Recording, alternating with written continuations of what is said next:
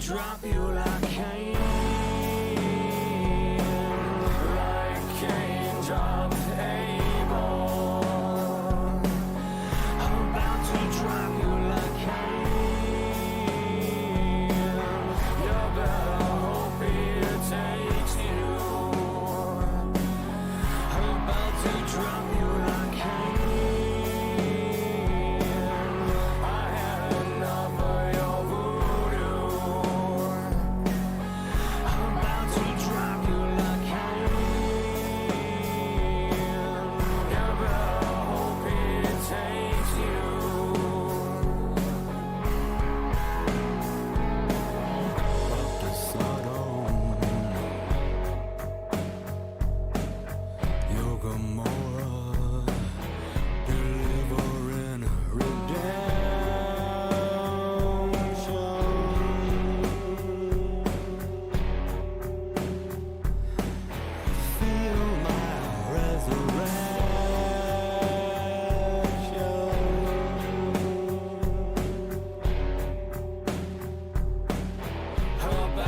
Drop you like Cain, like Cain dropped Abel. I'm about to drop you like Cain. You better hope it takes you. I'm about to drop you like Cain. I've had enough of your voodoo. I'm about to drop you like Cain.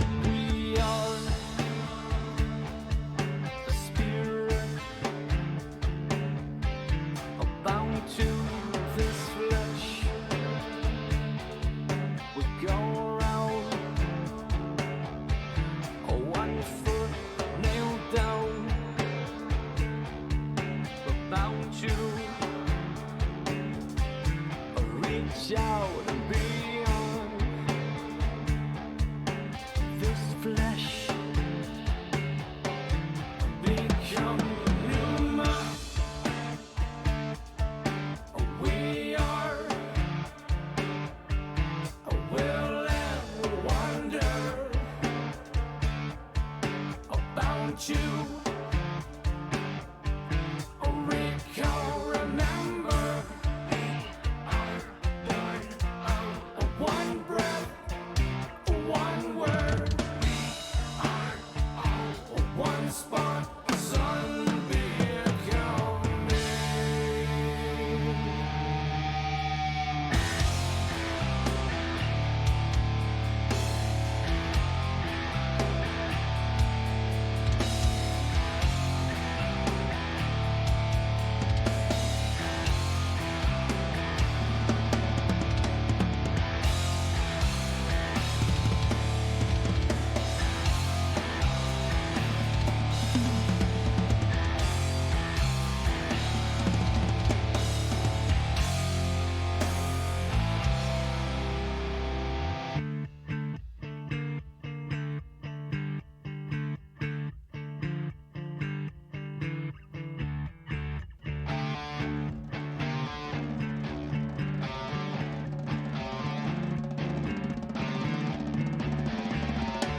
Child, wake up. Child, release the light. Wake up now, child. Wake up. Child, release the light. Wake up now, child.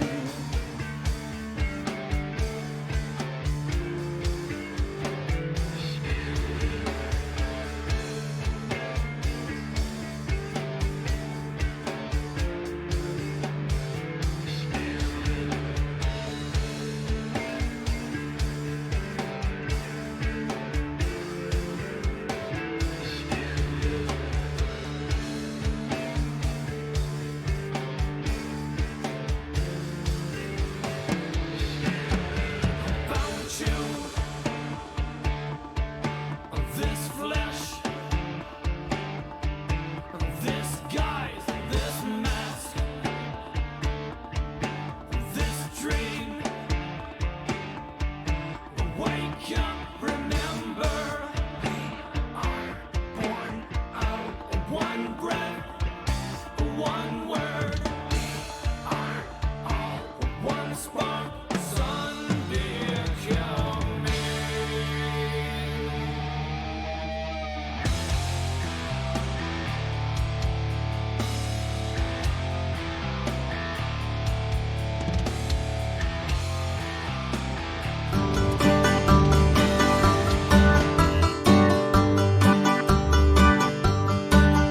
Good morning, good morning, good morning.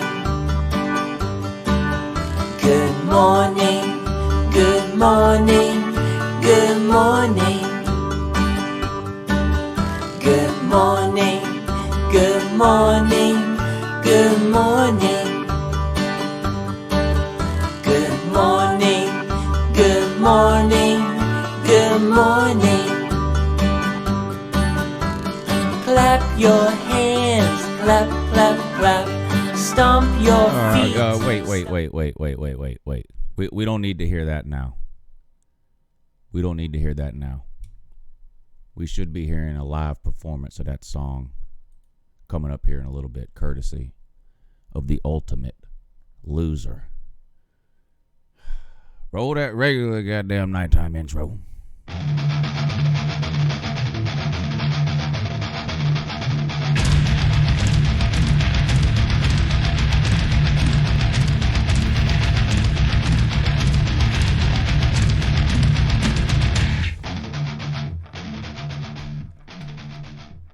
Hey, good morning. It's Uncle Lou here. Yeah, that's right. It's me, Uncle Lou, live for you on LouTube today. Thanks for watching. I really appreciate it also. And in addition to that as well, welcome to Uncle Lou After Dark, college football call-in show, YouTube's longest running college football call-in show, too. I appreciate you guys tuning in tonight. It's a big night. I'm expecting to hear from the ultimate troll tonight. He's always paid off the bets he's lost to me in the past. I don't see any reason why this would be any different, so we'll see. If he shows up in the comment section, I need to be made aware, because what I will do is I will clear out the phone lines when he's ready to call in and let him call in. So I will try to do a better job tonight of paying attention to the comment section in case he shows up. So if y'all see him in there, let me know somehow. Just start typing it in the comment section, he's here, or something like that, and I'll clear the phone lines and we'll get him to call in so he can sing us the good morning song. Yeah, he needs to. He's going to, too. When do we do this show? That's a good question. We do it every Tuesday and Thursday night at 10 p.m. Eastern. And don't forget about the morning show, too. The morning show is amazing. Me and BBD co-host the morning show on Mondays, Wednesdays, and Fridays at 8 a.m. Sometimes it's an hour long, sometimes 2 hours long. I think Wednesday it was, 2.5 or 3 hours long, with it being signing day. We have a good time on that morning show. Lately, we've been talking a lot of football because we had the Super Bowl, and then, of course, National Signing Day was Wednesday. But we spend a lot of time on that morning show talking about things that are not football related. So I talk an awful lot about football on this channel and uploaded videos in the nighttime shows. If you're interested in hearing me and BBD talk about some things that aren't always 100% college football, make sure you check out the morning show. I think you'll like it. It's had a positive response to the show. I enjoy doing it. It's given me an opportunity to talk about some things not necessarily football related, which I think I needed. So it's been a good thing for me, and I have a good time on there with BBD. So you guys check it out if you hadn't already. We have a sponsor for the next couple of weeks, but it's going to start next Monday. They're actually sponsoring the morning show and the nighttime show. It will start next week. So unfortunately, I guess we'll go with Eminem's Happy Time Massage again today. A lot of free advertisement for Eminem's Happy Time Massage. I think their advertising sponsorship thing ran out a couple of weeks ago, but the guy what runs my advertising department has been dropping the ball a little bit, so they got some free advertisement out of the deal, but they deserve it. They're good people down there, proudly serving the Gainesville, Florida area since 2018. When you go in, no matter what, who you see at the front desk, ask for Megan. Megan will take good care of you. She'll give you the full treatment too, and you need the password for the full treatment, and the password is you lost every single one of your major targets on National Signing Day. That's the password, and Megan will take great care of you. Tell them Uncle Lou said good morning. They especially love it when you do that. If you want to be on the show tonight and talk to me, explain things to me, whatever, give me a call. 706-786-4481 is the number. You can listen to the show while you wait on hold, and we'll get you on the air just as soon as possible. Again, that number is 706-786-4481 while we all patiently await the arrival of the ultimate the ultimate troll. Got some super chats. Let's run through these. Ryan Parker, appreciate you supporting the channel, sir. Thank you for the $2 super chat. He says, "Where's the troll?" That is the question of the night. We will see. If this was the first time I'd made a bet with the ultimate troll, I would of course be worried. But like I said, he's always paid off his bets in the past. So even if for some reason he doesn't show up tonight, I'm still going to give him the benefit of the doubt, and we'll see if he maybe shows up on Tuesday. But I'm expecting him to show up tonight, I'll be honest. He usually does. He usually shows up right away, so we'll see. Rob D, thank you for the super chat, sir. Appreciate that. He says, my offer still stands to the ultimate troll. This isn't going to be a fight. It's going to be a one-sided beating, and I'm swinging the hammer, Lou. I just need you to produce the show for everyone. I'm ready, willing, and able. Have camera, will travel. So we just got to get it lined up with the ultimate waterhead, see if he can get his parents' permission or whatever he needs to do, and we'll go from there. Enrique Robles, thank you for the super chat, sir. He says, ultimate waterhead, learn the lyrics. Learn the lyrics, ultimate troll.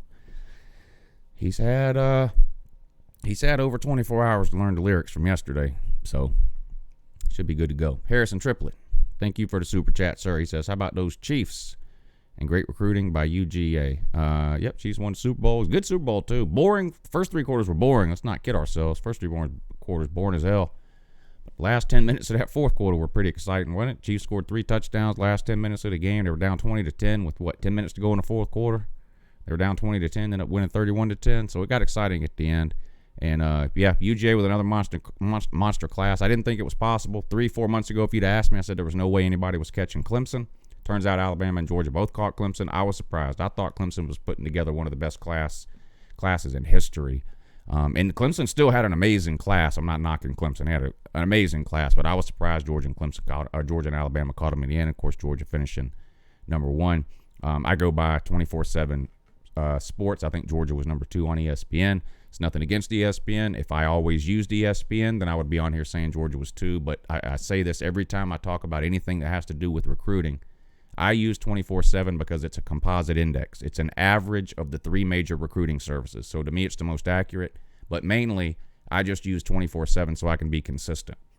I don't want to use 24/7 today, ESPN tomorrow, Rivals the next day, right? I come on here one day and say such and such player is the number 3 rated prospect in the country because I'm looking at 24/7. And then the next week, come on and talk about the same player, but look at Rivals and say, well, yes, such and such is a number 5 rated player, because then it gets confusing. So I just use 24/7 every single time.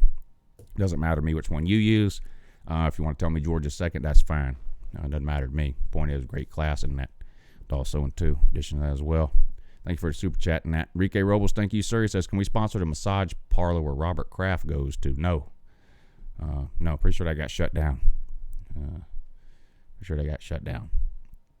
Matthew Perry, thank you for the super chat, sir. He says, what do you think about Jordan Burch going to South Carolina? Well, he committed there back on early signing day and just didn't send his letter of intent in. There were some rumors about he felt pressured to go there. His mom wanted him to go there, and maybe he wasn't sold on the idea. But and then I guess he reaffirmed his commitment yesterday. And then I guess I heard today he finally did go ahead and send his letter of intent in. So it looks like he has officially settled on South Carolina now. That's a big get for South Carolina. They don't get a lot of 5 stars. So, I mean, that's a big deal for South Carolina. I think they finished with a top 20 class or top 25, which is not terrible for South Carolina. Now, when you look at where that ranks you in the SEC, you're still fighting a huge uphill battle. I mean, was it Florida and Tennessee finished, right around 10 or something?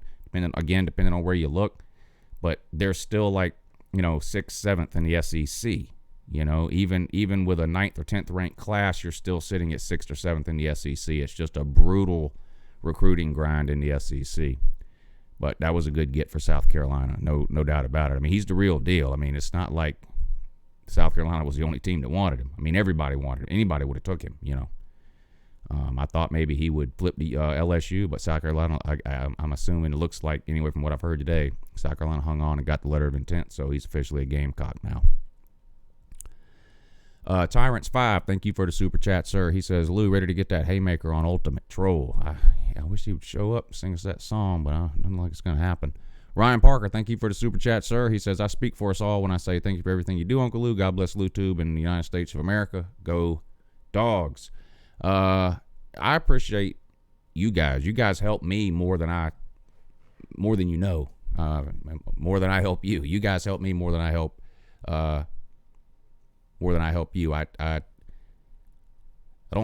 don't generally talk a lot about it, but if you watch enough Uncle Lou, you probably sort of figured it out. But this channel really started to develop and become something during a pretty tough time for me.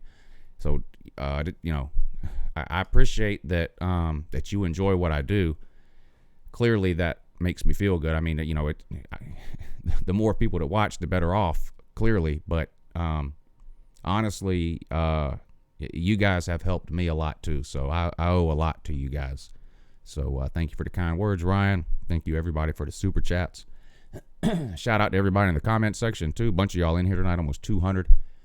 Billy Cole, Richard Holton, P. Digits, Jordan Bowman, Taco Meat, Volusia Orange, Josh Monroe, Auburn Man 83, Richard Holton, Josh Rosado, Carolina Jackpot. What's up, buddy? I caught a couple of your, I don't know, are those podcasts or something you're doing that you're then uploading in video form to YouTube?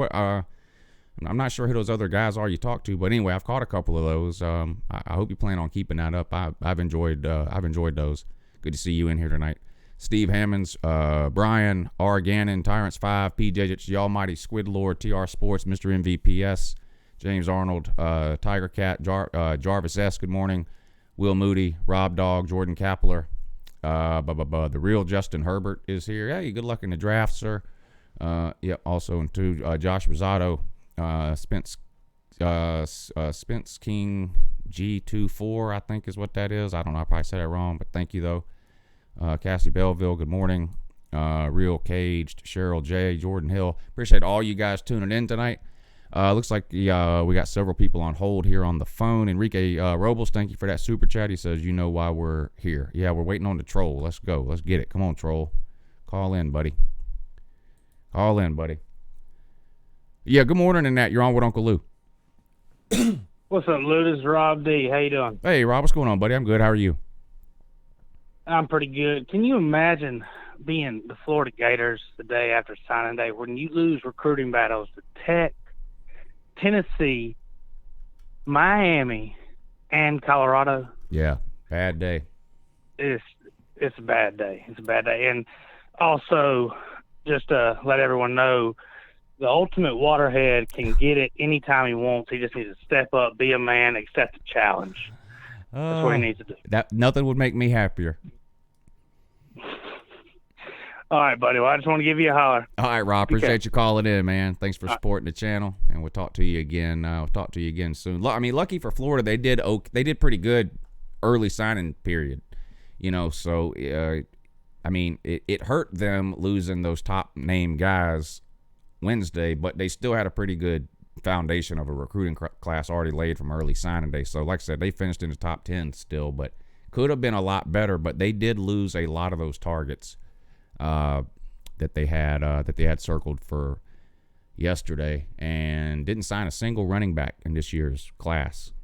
So now they got a transfer, didn't they, from Miami or whatever it was? But or did they sign one? Seems like they signed none. Somebody will let me know if I'm wrong down there, but seems like they signed none and got a transfer. But maybe I'm wrong. But we'll see. Yeah. Good morning. In that you're on with Uncle Lou, though. Hey, Uncle Lou, how you doing, man? Doing good. How are you, sir? I'm doing great, brother, man. I love the channel, man. So appreciate everything Thank you're you. doing. I just got a question for you. I'm a Hurricane fan. Uh-huh. How do you feel about us getting De'Aaron King out of the transfer portal? I think that's great. I think he's better than any quarterback on your roster. And I understand that. I mean, I know some Miami fans still think that the quarterbacks you have could still progress, and that's possible. You know, you had some OC changes, and that always hampers a QB's development and things like that. But I mean, we've seen N'Kosi Perry play a lot of college football. We've seen Jaron Williams play a lot of college football. We've seen De'Aaron King play a lot of college football. De'Aaron King is clearly the best of those three right now. So I think it's big for Miami. I would be surprised if anybody other than him got to start week one. I think that does help. He's got a ton of experience. I understand that he was a non-Power 5, so maybe he didn't play the same competition or whatever, but let's not pretend like the ACC is really, really down right now. So, it's not like the competition, I think, is better in the ACC, but it's not that much better than what he was facing at Houston. So I think that's an upgrade at QB for Miami. I like De'Aaron King. I wanted Georgia to get him. I knew we weren't, because he only has 1 year of eligibility, and everybody and their brother wanted him. I figured he wouldn't come to Georgia, just because of our track record. But I like De'Aaron King. One more quick question. I'm sorry to cut, but one more quick question if you have time. Yeah. How do you feel about Manny Diaz? I feel like he was a great defensive coordinator, but not a great head coach. Can you elaborate on that a little bit? If a head coach goes 15-0 his first year or 0-15 his first year, it means nothing to me.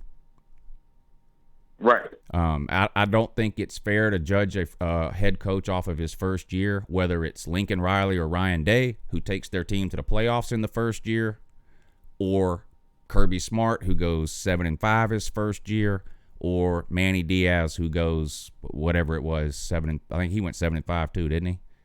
Or 6-6. 7-5, yeah, he did. Yeah, He did. Kirby Smart went 7-5 his first year too. I mean, Kirby won the bowl game, whereas Manny lost it. But the point is, being a head coach is a totally different job.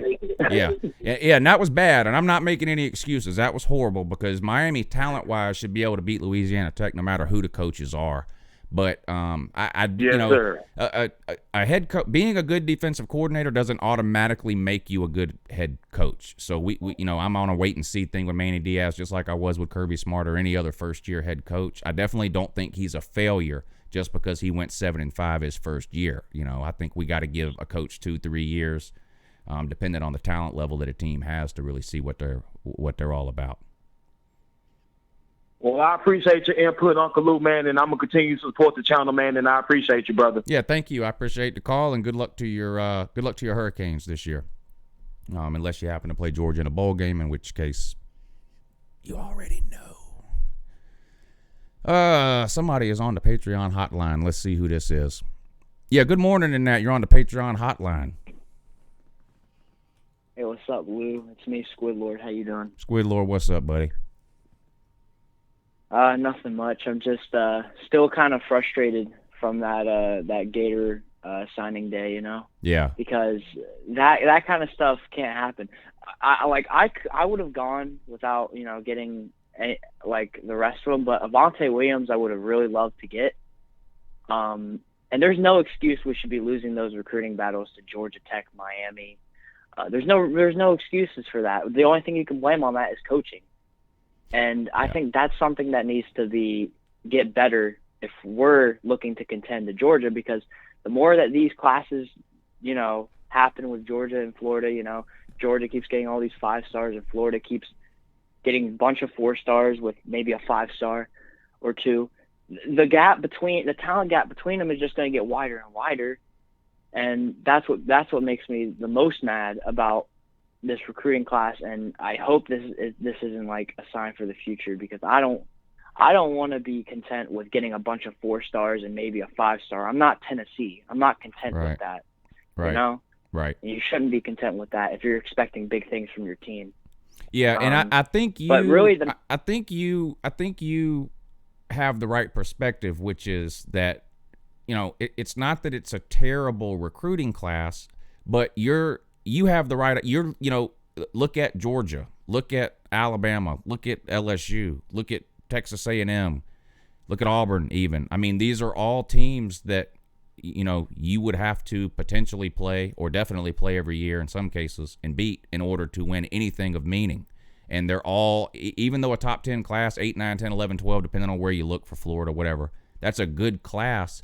It puts you still further behind the 8 ball in comparison to those other top tier teams in the SEC. And I hear all the time that Kirby can't coach, he's just a good recruiter.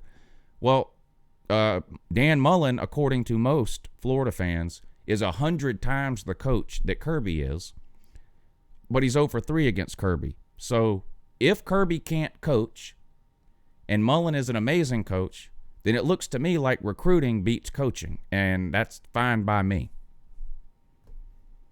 Yeah, and I just think something needs to happen where we need to change up somehow the way we're recruiting, because if you looked at 24/7, we were almost a guaranteed lock to get Avante Williams, the number 2 safety. That was the biggest surprise. Lock. There's 2 things that have surprised me the most about Florida's recruiting, or Dan Mullen's the swings and the misses. Avante Williams surprised me because, number 1, he went to Miami. It's hard, Miami's been pretty bad for a long time. And number 2, of all the position groups at Florida, defensive back is probably the position that Florida has the best reputation at right now. And so it was very surprising to me to lose a safety, that Florida would lose a safety to anybody, much less Miami. And the second thing that surprises me is Dan Mullen's been at Florida going into his 3rd year now. He hasn't recruited or signed a quarterback that scares anybody, period. Not one. Nobody. Yeah, and it really is disappointing, because I do love the Gators, but the thing is that you can't look at everything through the lens of, oh, Florida's going to go 15-0 every year, because again, you don't want to be like Tennessee. Right. Nobody wants to be like Tennessee, honestly. I mean, I hear Florida say, well, look what he did with Dak Prescott. Yeah, look what he did. Yeah, he went 10-2, didn't win the division, you know, and with a Dak Prescott-like quarterback at Florida, he'll do the same thing. Even if he wins the East, he's not going to win the SEC. He needs a quarterback, and he needs a running back and an offensive line. Some of those things will be better this year than they were last year. You know, Kyle Trask will have a year of experience, and I think Florida's offensive line will be better.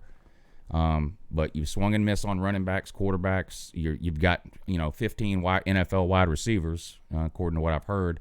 But you had that last year too. You got to be able to run the ball in the SEC. I mean, I get it that it's a wide open era of college football now, but running the ball still matters some in the SEC. And I don't know. I think Florida has a chance to win the East this year, but I don't think they have a chance of winning anything more than that.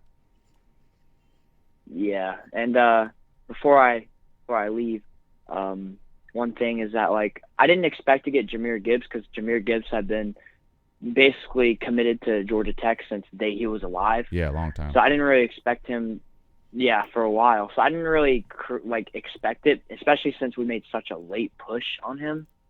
It is kind of disappointing to see that we got no running backs in the class, because even though we got Lorenzo Lingard from Miami, the transfer, still transfers can only get you so far. Yeah. And transfers don't always work out 100% of the time. Look at Tate Martell. Right. Before I leave, I was gonna make a joke about I was gonna make a joke about Miami when I came on here, but Nevin Shapiro paid me not to do it, so I'm not gonna make any Miami jokes. But yeah, I love you, Lou. Keep doing what you're doing, man. I enjoy watching your show. I'm proud to be a supporter, and have a good night. All right, Squid Lord. Thanks for the support over on the Patreon page, man. I really, really appreciate that. We'll get right back to the phones here in a second. Let me make sure I'm caught up on these super chats here. Ryan Parker, thank you, sir. He says, I'm at the bar with the boys in Buffalo enjoying some real buffalo wings, listening to the show. Bring on the Waterhead. I'm waiting. The more time goes by, the less likely it is it shows up. Of course, he has a bedtime, so we'll see. Yeah, we will. Thank you for the super chat, Ryan. Enrique, thank you for the super chat. He says Miss Mullen must have not gone on those recruiting visits. Either that or the word is out that she might be tainted. I don't know. I heard something about it, but not far be it for me to spread rumors. Yeah. Jordan Kapler, thank you for the super chat. He says there are only 2 teams in the Big Ten that have 1 or more 5-star recruits, Ohio State, and can you guess who else? I know Maryland has one, a wide receiver, but you said they have 1 or more. Yeah, the other one is Maryland. Maryland signed a 5-star wide receiver. Am I right, Jordan? You can let me know in the regular comments. You don't have to leave another super chat, but I believe it's Maryland signed a 5-star wide receiver. I can't believe I know that either, by the way, because I'm not a recruiting expert by any means. I mean, I'm like the average fan when it comes to recruiting. I think I pay attention to it a little bit in December and a little bit now. I don't consider myself, but I remember on Wednesday clicking around on some things in 24/7. I think I clicked on a list of 5 stars or something to see who all was available still. That didn't sign yet. And I remember seeing that name with Maryland next to it, and I was like, how the hell did Maryland get a 5-star wide receiver? Oh, yeah, yes, okay, that is right. Yeah, I'm surprised I knew that. I'm actually going to give myself some credit for that. A little pat on the back there for Uncle Lou. Never seen a football game, but I did know the only other team in the Big Ten to sign a 5-star was Maryland, and that it was a wide receiver. So give Uncle Lou the credit that he is due. Thank you. No, lady, how about you shut the up? I'm doing Lou too, bitch. Nick Smith, thank you for the super chat, sir. He says, morning, Lou. Give my wrench to Mike Leach's pet Sasquatch because that's the account I use now. Or give it to someone else who will use it. Thank you, sir. So you want me to take your wrench away?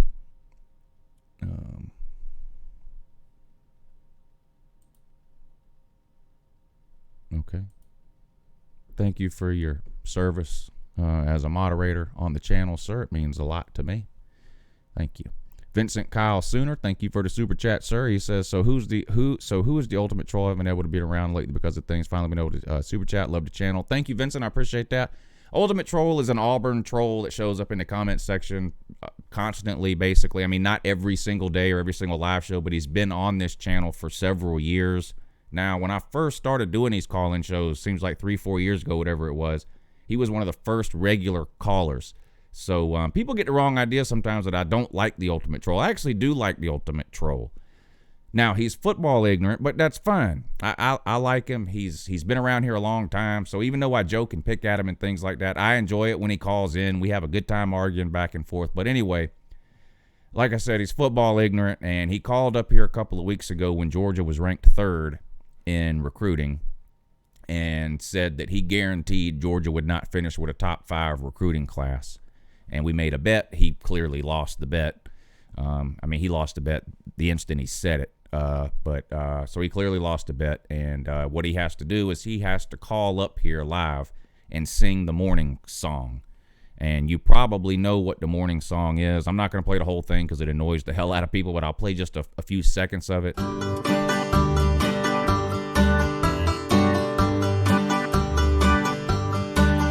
Good morning, good morning, good morning,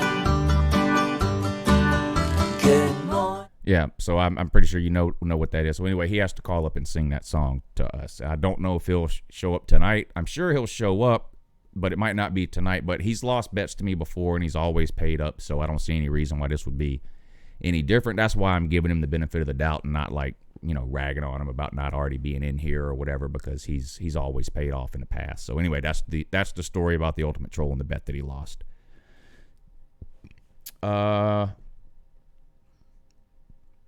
Where are we at?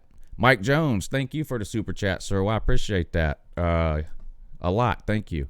He says, hey, Lou, just wanted to say I love your videos, and this is the first time I'm able to catch your show live. Keep up the great work, and go Gamecocks. Hey, Mike, thank you for the kind words. Congratulations on Birch. That's a big get for anybody, but, South Carolina, you know this. As a South Carolina fan, you guys don't get the opportunity to sign a whole lot of 5 stars, so I don't blame South Carolina fans for being excited about him. He's the real deal. So congratulations on that. And I'm glad you're able to catch the live show. The live shows are a lot of fun. The comment section,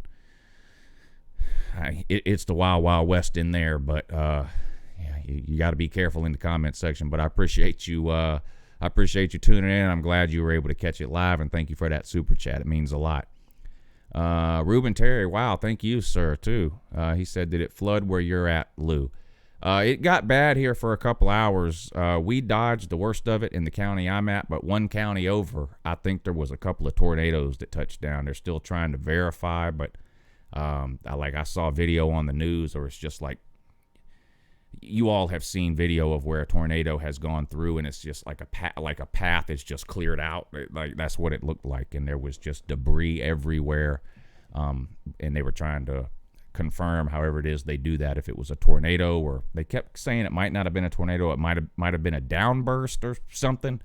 I'm not a weather guesser, so you don't know the details there, but it was only bad here. Now, it's been raining here nonstop, and yes, it is flooded here.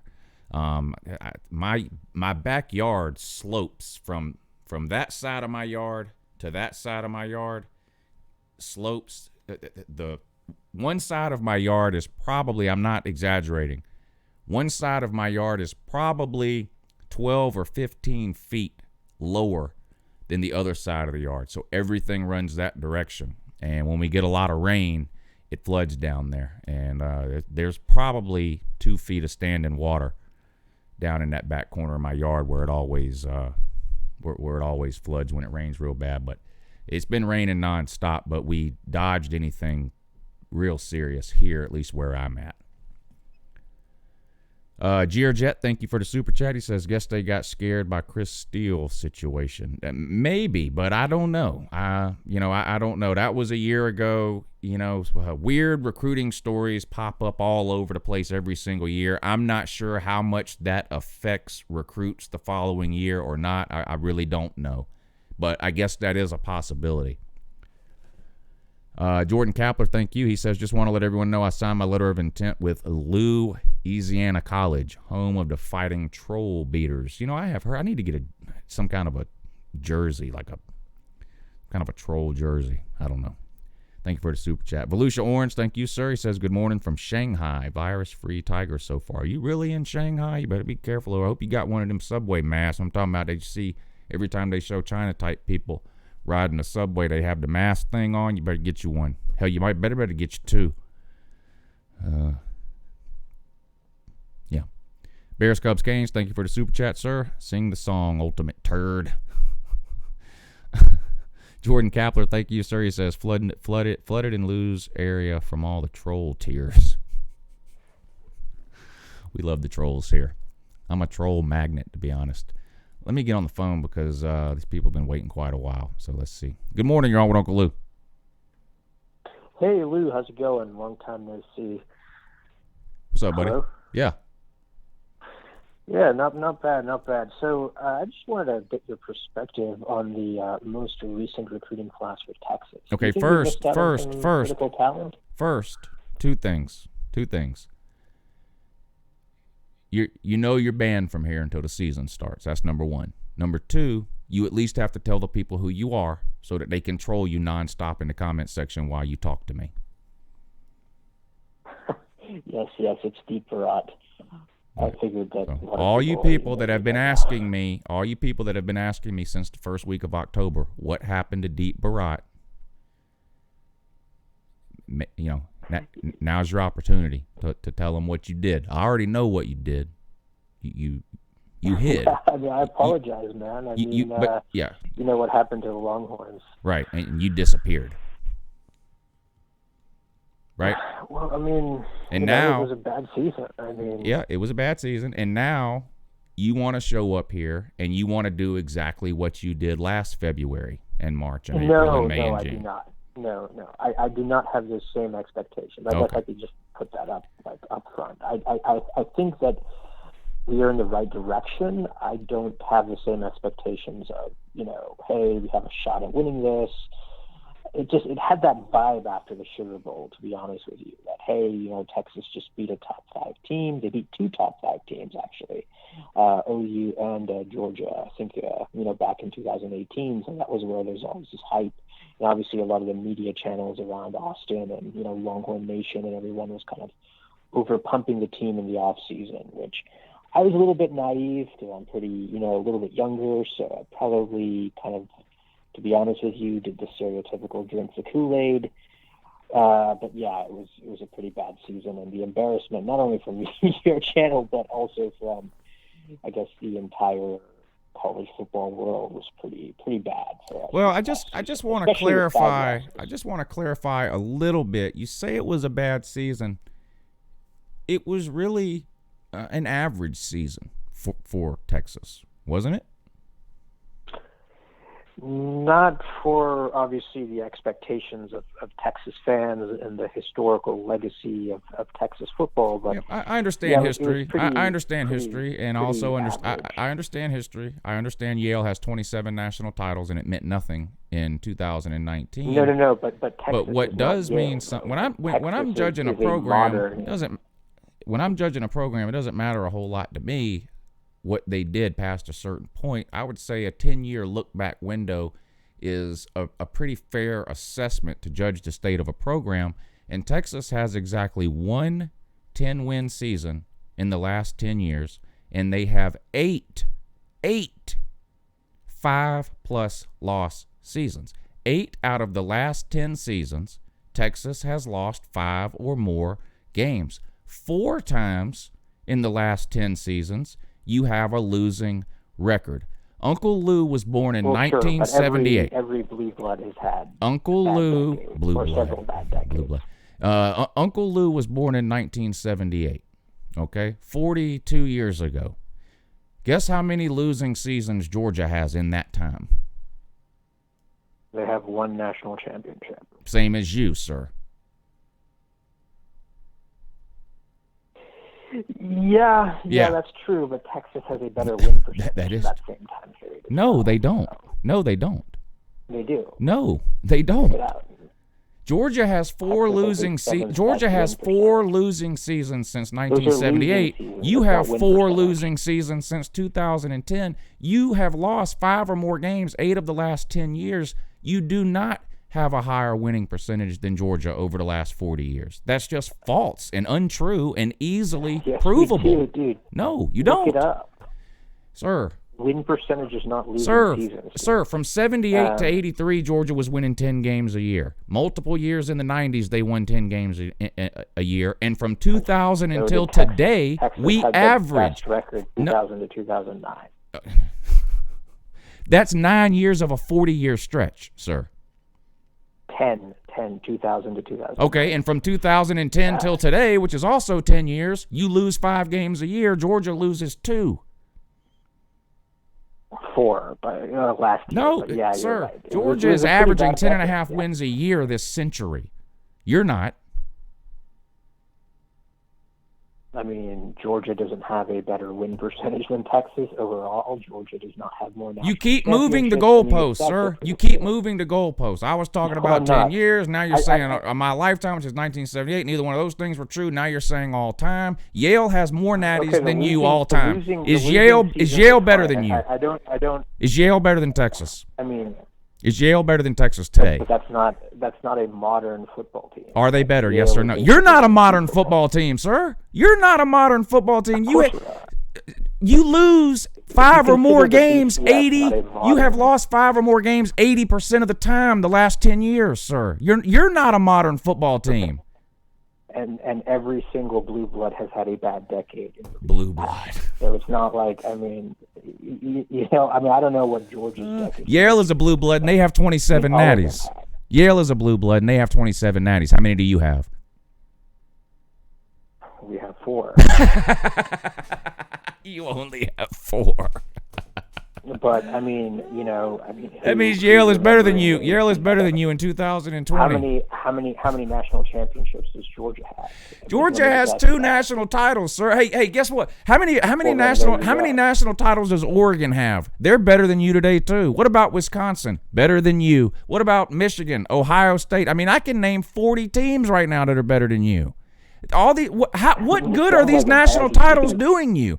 Are you suggesting that if Texas didn't have all those national titles, they would have gone 8-4 instead of 7-5? Or they would have been worse? They would have gone, 6-6? But since they had a bunch of national titles in the 60s, they were able to go 7-5 this year instead of 6-6? You're ignorant. I mean, national titles You're are ignorant. important. You're ignorant. And when Texas got their shit pushed in, you ran and hid like a bitch. You ran your fat mouth on this channel year-round, which is what this channel is for. And as soon as Texas lost game number 2, you ran and hid and disappeared like a bitch. And you're banned from this channel until the season starts. I told you that on Twitter, and I don't know if you thought I was kidding, but I'm not kidding. Don't show up here again until the season starts, period. Don't show up in the comment section right now either. And if you do, you better be smart enough to do it under a troll account, because if I see Deep Barat in there, it's getting timed out over and over and over and over and over and over and over again.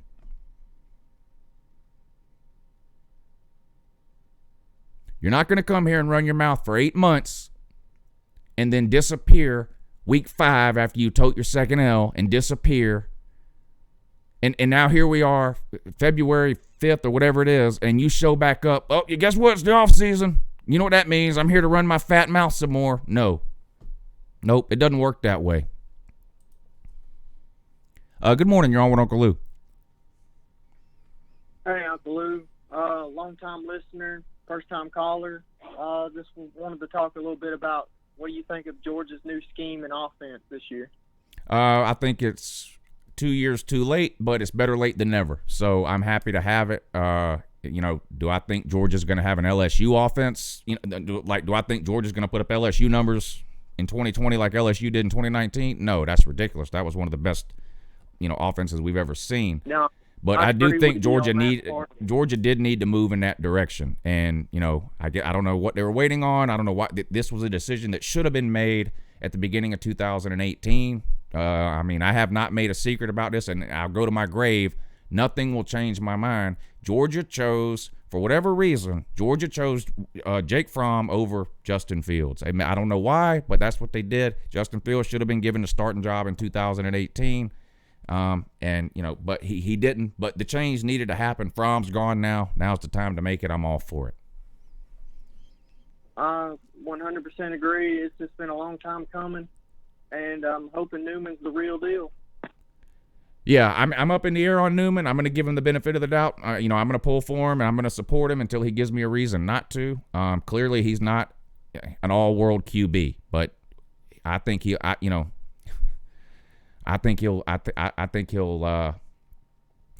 more total yards than Fromm ever had, and then we got Vandergrift coming in 2021. He is an all-world QB, so we'll see. But he'll have a lot of talent around him. Newman will, way more talent than he had at Wake Forest. So I expect him to have a pretty good year. How good, I don't know. Joe Burrow good? No one at Georgia's doing that anytime soon. But I expect him to have a pretty good year. Well, I appreciate it, Uncle Lou. Keep up the good work, and call you next time, man. Okay, sounds good. Thank you for your cooperation in that regard. Somebody says the Ultimate Troll's here. Where? I don't see him. Oh, he's on hold. Well, here he comes. We cannot wait. Yeah, good morning in that, but you're on with Uncle Lou, though. Uncle Lou, Ultimate Troll here. Oh, man, the most popular person on this channel. Good morning, sir. Good morning. The floor is yours. How's it going, Lou? It's going good. Where do I find the lyrics? Sir, all you got to do is get a pen and a paper, listen to the morning show over and over again. It's not that hard. Write them down. You see, Uncle Lou, I am a very busy and important person. I will try my best here, but this will not be completely accurate. All right, let's go. Okay, hang on. Let me go somewhere where my mommy doesn't get mad at me. Okay. All right. I think I'm good now, Lou. You ready? I'm ready. For this comment section? You ready? All right. Good morning. Wait, hang on. I gotta get the tune right. Hang on. Give me a second. 1 second. Okay. So, let me find the tune. Your morning show. Where you play a freaking song? No, that's your stupid DJ music.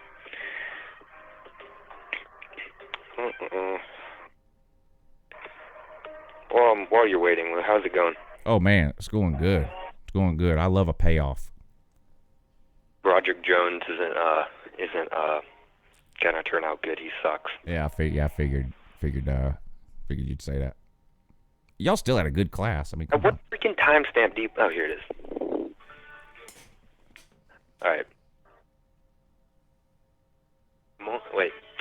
All right. You ready, Luke? Here's the Yep. sound. There's the sound for you. Morning. Good morning.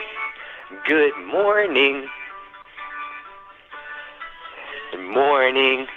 Good morning. Good morning. Morning. Good morning. Good morning. Morning.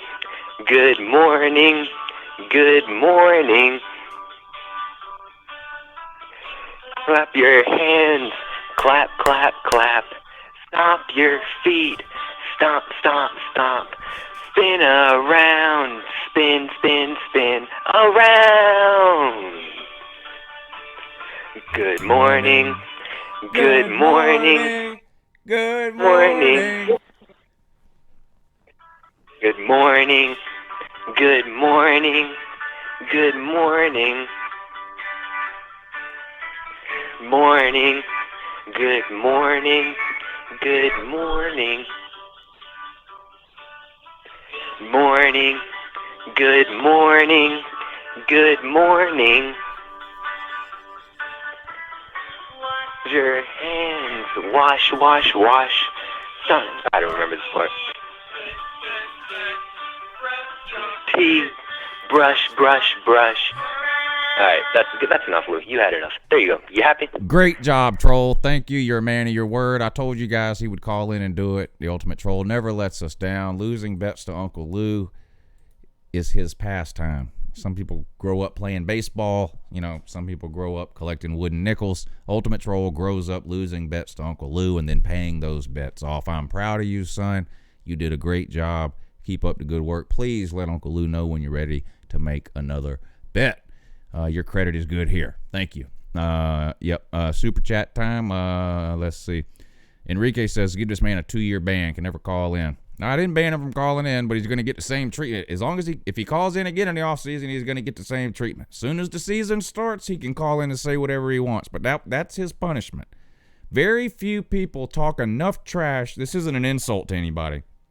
But very few people talk enough trash in the offseason on this channel for me to, like, really remember them constantly, right? There was Gamecock Steve a couple of years ago. Deep Barat. It's just that everybody talks trash here. So for me to remember any one person means you really have to talk a lot of trash. You got to be really loud about it. And he called in all the time. He was in the comment section all the time with the yap, yap, yap. And that's fine.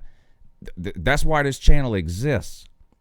But if you talk so much trash that Uncle Lou remembers you, and then your team loses a game or two, and you show up with the ostrich routine, head in the sand, no one can find you, your internet quit working, you lost your phone. I mean, literally from week 5 or 6 until 10 minutes ago, no one had heard from this guy. And it just doesn't work that way around here. If Texas would have been a great team last year, we would have had to have listened to him in the comment section all season long, and that's the way it works around here. That's the way it works. Talk your trash in the offseason. That's fine. Listen, Deep Barat. Tennessee fans have been talking trash on this channel in the offseason for 5 years. They don't run and hide. Why did you? So that's just how I feel about it. Yep.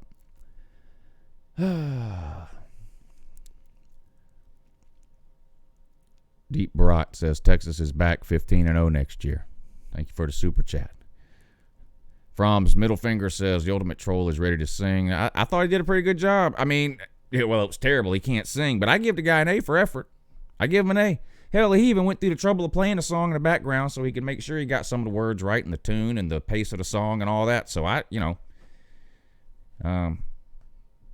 mean, it was terrible, but I give him an A for effort. And like I said, a lot of people have lost bets to Uncle Lou, and I never see him again. So I give Ultimate Troll all the credit in the world. He loses bets, but he always shows up and pays them off. And he doesn't make y'all or me or whoever wait a week, 2 weeks, a month, whatever. I mean, yesterday was signing day. Today's the first call-in show he possibly could have called into, and he called in and he paid off. I mean, and he's, 17 years old or something like that. There's a lot of grown men around here that could learn some lessons from the Ultimate Troll. Pay your bets. Enrique says, I think the troll is here because he was here. Auburn and Michigan are doo-doo. Auburn and Michigan, straight doo-doo. Doo-doo. Hard to argue. Miles Brennan, Matt Horton, thank you for the super chat. He says, Miles Brennan better than Joe. Fight me. I'm not going to fight you, but clearly you're wrong. Parker, thank you for the super chat. He says, what is the most boneheaded coaching decision you've ever seen in a high-stakes college football game? Kirby's fake punts up there. I'm not sure if you're trolling just looking for that answer or not, but that is one of the dumbest decisions made. Not just the fact that he tried a fake punt. It's not that. It's how that game was going. It's where we were on the field. And it's the play that we called. It was a poorly designed play, and just the fact that you run Justin Fields in there to run it made no sense, because I don't know who we thought we were fooling by running our backup quarterback out on. Like it was just terrible all the way around. Alabama was on a backup quarterback, and I know Jalen Hurts had been playing well, but you punt there, and you make a backup quarterback, Jalen Hurts, go 95 yards to beat you. You don't run a fake punt at basically midfield. I mean, that was boneheaded decision, terrible decision, and there's plenty of others, but I'm pretty sure that's what you wanted to hear. So, Pet Sasquatch says, too bad Troll didn't sing it before he hit puberty. Would have been so much better.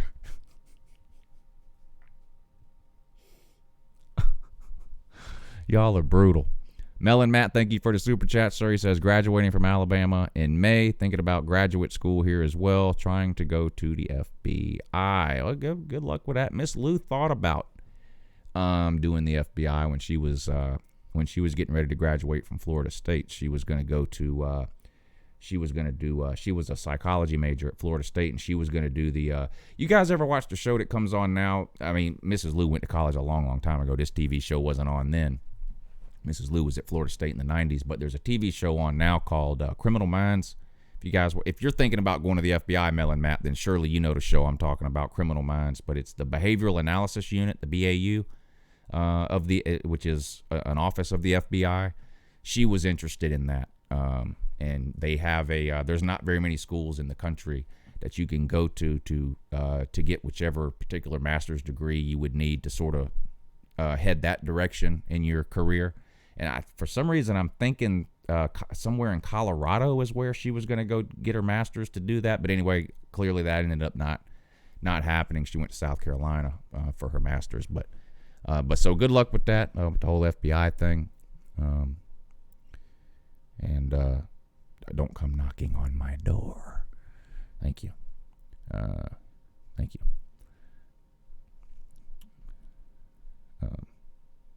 Am I being detained or am I free to go? Thank you. Rob F., thank you for the super chat. He says, Texas and Tennessee have the ugliest orange I have ever seen. I'm not a fan of the burnt orange either. That's no trash talk. I like the brighter. I think I actually like the Miami orange better than I do like the Tennessee or the Texas orange. I'm not a big fan of of the sort of faded orange look. That has nothing to do with my hate for Tennessee or whatever. If I'm just purely talking about colors, I think the brighter color just looks better. That's just my opinion. Plenty of people disagree. That's fine. There's nothing wrong with Texas or Tennessee's uniforms, but I would agree I like the other orange better.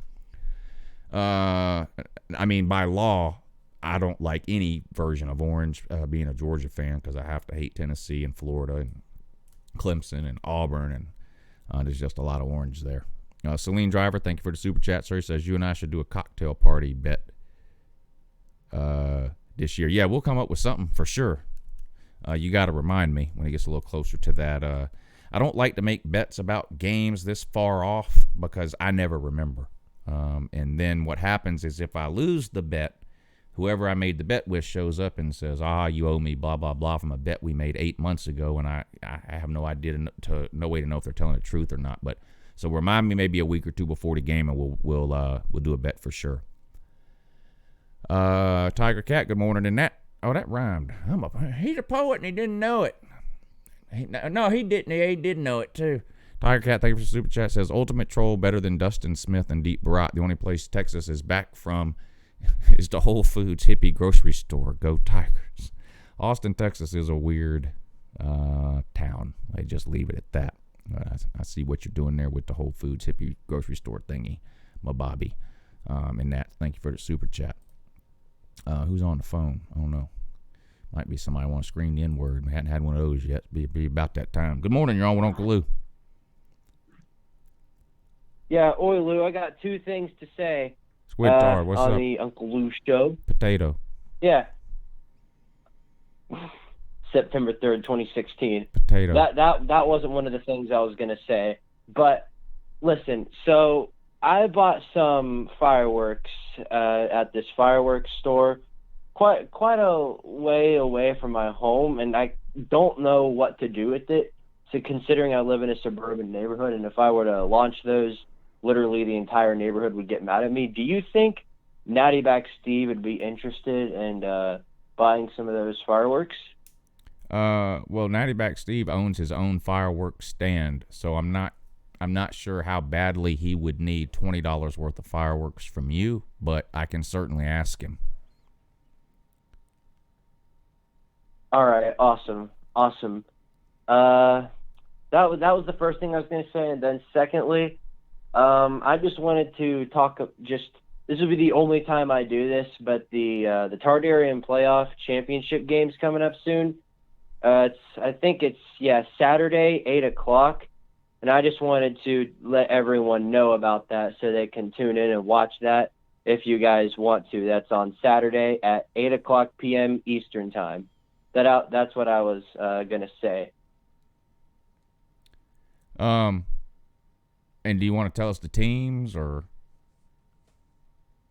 should we just guess? Or Georgia Tech and Tennessee made it to the final round, so that's the championship game. Okay, and tell us who the quarterback for Tennessee is in the Targaryen playoffs, please. All right, so let me state this. So first of all, this is not like updated rosters or anything like that. Not updated rosters, but like the rosters are completely different from how they are normally. And because of that, things are quite a bit different. So the quarterback for Tennessee isn't Garantano, it's actually Joshua Dobbs.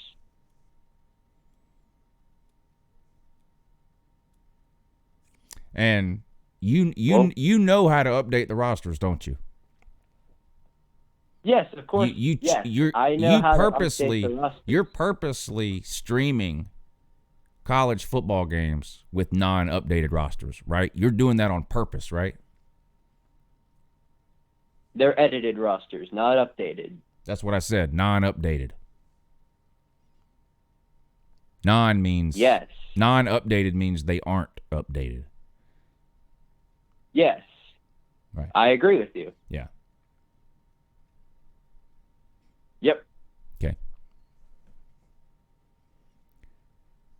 Is that your point? I didn't have a point. I was asking questions. Alrighty then. Well, if that's your concern, no, it's not my concern, sir. My concern is to let the good people on YouTube know what they're getting into if they choose to go watch these retard area playoffs or whatever it is they're called. Because literally everyone else who streams NCAA 14 still does so with updated rosters. So when they go over to the retard area playoffs and they see that you have a running back on the team whose name is like, Kneecap Bill or whatever, because you just come up with these weird names, you rename all the players and jack the stats around. And so I just want people to know when they go over there and watch Tennessee play whoever it is you said they were playing, Garantano's not going to be the quarterback. It's not going to be Harrison Bailey. Eric Gray's not the running back or whoever else. Juwan Jennings in this. So it's a fiduciary duty of mine just to make sure that my viewers are aware of where it is you are trying to get them to go and what it is they will be seeing when they get there, which is something that they won't understand because so that's all I'm doing. There's no concern though, I promise. All right, well, I know people won't understand what the heck is going on, and that's why this is only done like once a month. And that's basically what I have to say, Lou. Thanks for letting me call into your show, and you're doing a great job here, Lou. What are you at now? 29,000? I think it's like 29.5. I'm like 500 away from 30,000, I think. I remember I started supporting your channel around like 3,000, and I started making videos about you. And I'd like to announce that I'm currently working on a brand new Uncle Lou meme video for the entire 2019 season. You guys stay tuned for that. And love you, Lou. Enjoy your content. And September 3rd, 2016. All right. Have Be a good sure and morning. upload that meme video in 480p. Have a good morning. So we can watch it the same way we watch your NCAA streams. Yep. Hey, good morning in that. You're on with Uncle Lou, too, and also. Hey, Uncle Lou, what's going on? Hey, what's up, buddy? I'm Scotty Woods. What's up, Scotty Woods?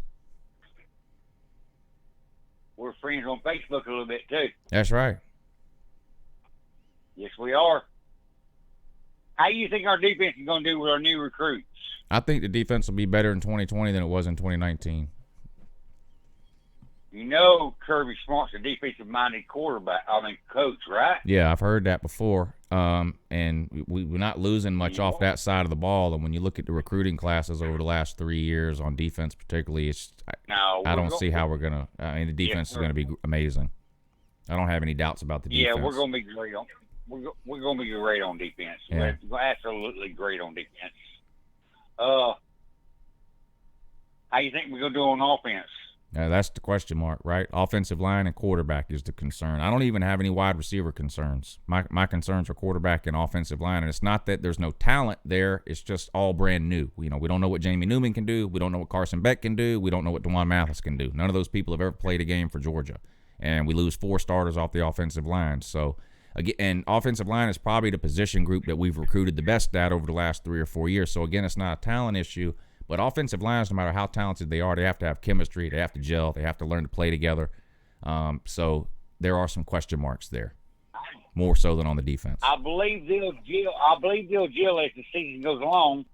I'm worried about my quarterback position, and I'm kind of worried about the wide receivers. Is Pickens going to be as good as he was, or is he going to get better? What's going on with that? I think he'll be even better if he has a quarterback that can throw the ball, which I'm hoping he will. I'll agree. Another thing, you said earlier during the podcast, you would have picked Justin Fields over Jake Fromm? Every day. All day. At the time that you do realize that the time that Kirby Smart was building this team, he wasn't thinking about offense. He was thinking about defense. Well, what do you think he was thinking about when what was he thinking about when he recruited and signed Justin Fields, the #1 dual threat quarterback in America? I understand. Yes, sir. I hate that we lost Justin Fields. I hate that so much. But he was thinking about defense. And you got to remember, Kirby Smart is a defensive-minded coach. Oh yeah, no doubt about it. No doubt about it. And if this was 2010, he'd probably have. If this was 2010, he'd probably have 2 national titles already. But it's not 2010. It's 2020, and you got to score points in modern day football. Nick Saban knows it. Ed Orgeron knows it. Dabo Swinney knows it. Ryan Day knows it. Lincoln Riley knows it. Mario Cristobal knows it. Yes, sir. Literally every team in the top 6, 7, or 8 knows it, except for Georgia. Look at the final top 10 last year, and tell me who had the worst offense. It was Georgia. We had the worst offense. Yes, and it wasn't close, and we were the only offense. But we had the best defense. Probably, I think. But we had the best defense. Probably so. Yep, and like I said, if with 2010. Back when Greg McElroy was winning national titles with 2,800 yards, that was amazing. But it's not 2010 anymore. You got to put points on the board no matter how good your defense is. LSU is still scoring on us. Georgia fans, we got to remember one thing. We've got to remember one thing as Georgia fans. We got to remember one thing. Defense wins championships, and Kirby Smart has won, 4 or 5 with Alabama? Times have changed, sir. The greatest team of all time, Nebraska, 1995, won a national championship running the triple option. That doesn't mean we should be doing it in 2020. And Nick Saban himself said during the national title game, when asked, what do you think about the old saying, defense wins championships? Nick Saban said it doesn't mean nearly as much today as it did 10 years ago. That's why Nick Saban changed offensive philosophies 4 or 5 years ago. And Kirby Smart needs to see that light too. And I think he has seen the light. I think you'll see a totally different offensive philosophy from Georgia in 2020 than you've seen under Kirby Smart so far. With that new offensive coordinator coming in, I hope so, Uncle Lou. I really do. Yeah. Because we playing defense. We are definitely playing defense at Georgia. We need some offense going on there. Yeah. Thank you for the call, sir. I really appreciate it. Richard Holton says, so did the Yellow Jackets. No, the Yellow Jackets did not win a national title running the triple option. They almost won the ACC once running the triple option, but they had to vacate that because they got caught cheating per usual. So, Celine Driver, sir, I love you to death. Celine Driver's a Florida fan, and he has the nerve to type this. The 95 Nebraska won a championship with a bunch of criminals and shouldn't have been playing. Are you willing to forfeit your 2 titles in, what was it, 07 and 09 or whatever it was, 08, whenever? Celine Driver, buddy, you cannot be a Florida fan beating your chest about national titles with Aaron Hernandez and that whole crowd, and then come on here and tell people the 1995 Nebraska team should vacate their title because they were a bunch of criminals. I mean, that 2008 Florida team had multiple convicted murderers on it. Multiple. Come on. What are you doing? But the 95 Nebraska team had too many criminals.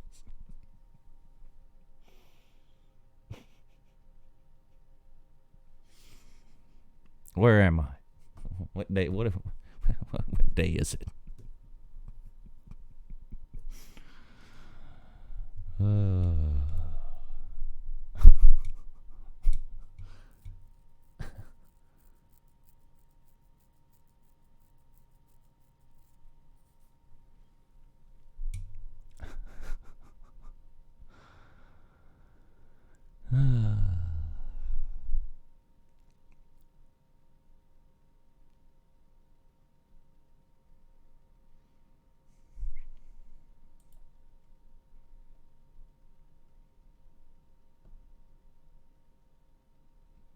Jordan Kapler, thank you for the super chat, sir. He says, what fictional character would make a great coach or player? Forrest Gump. You know, Forrest Gump was the smartest player Alabama's ever had. I think he was the last. Football player that actually graduated from Alabama too. What fictional character would make a great football player?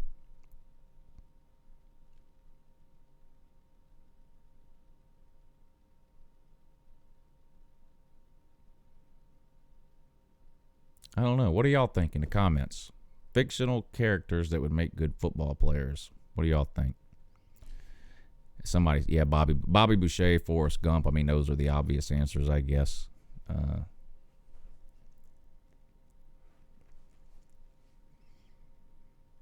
Yes, the 95 Nebraska team is the greatest team of all time.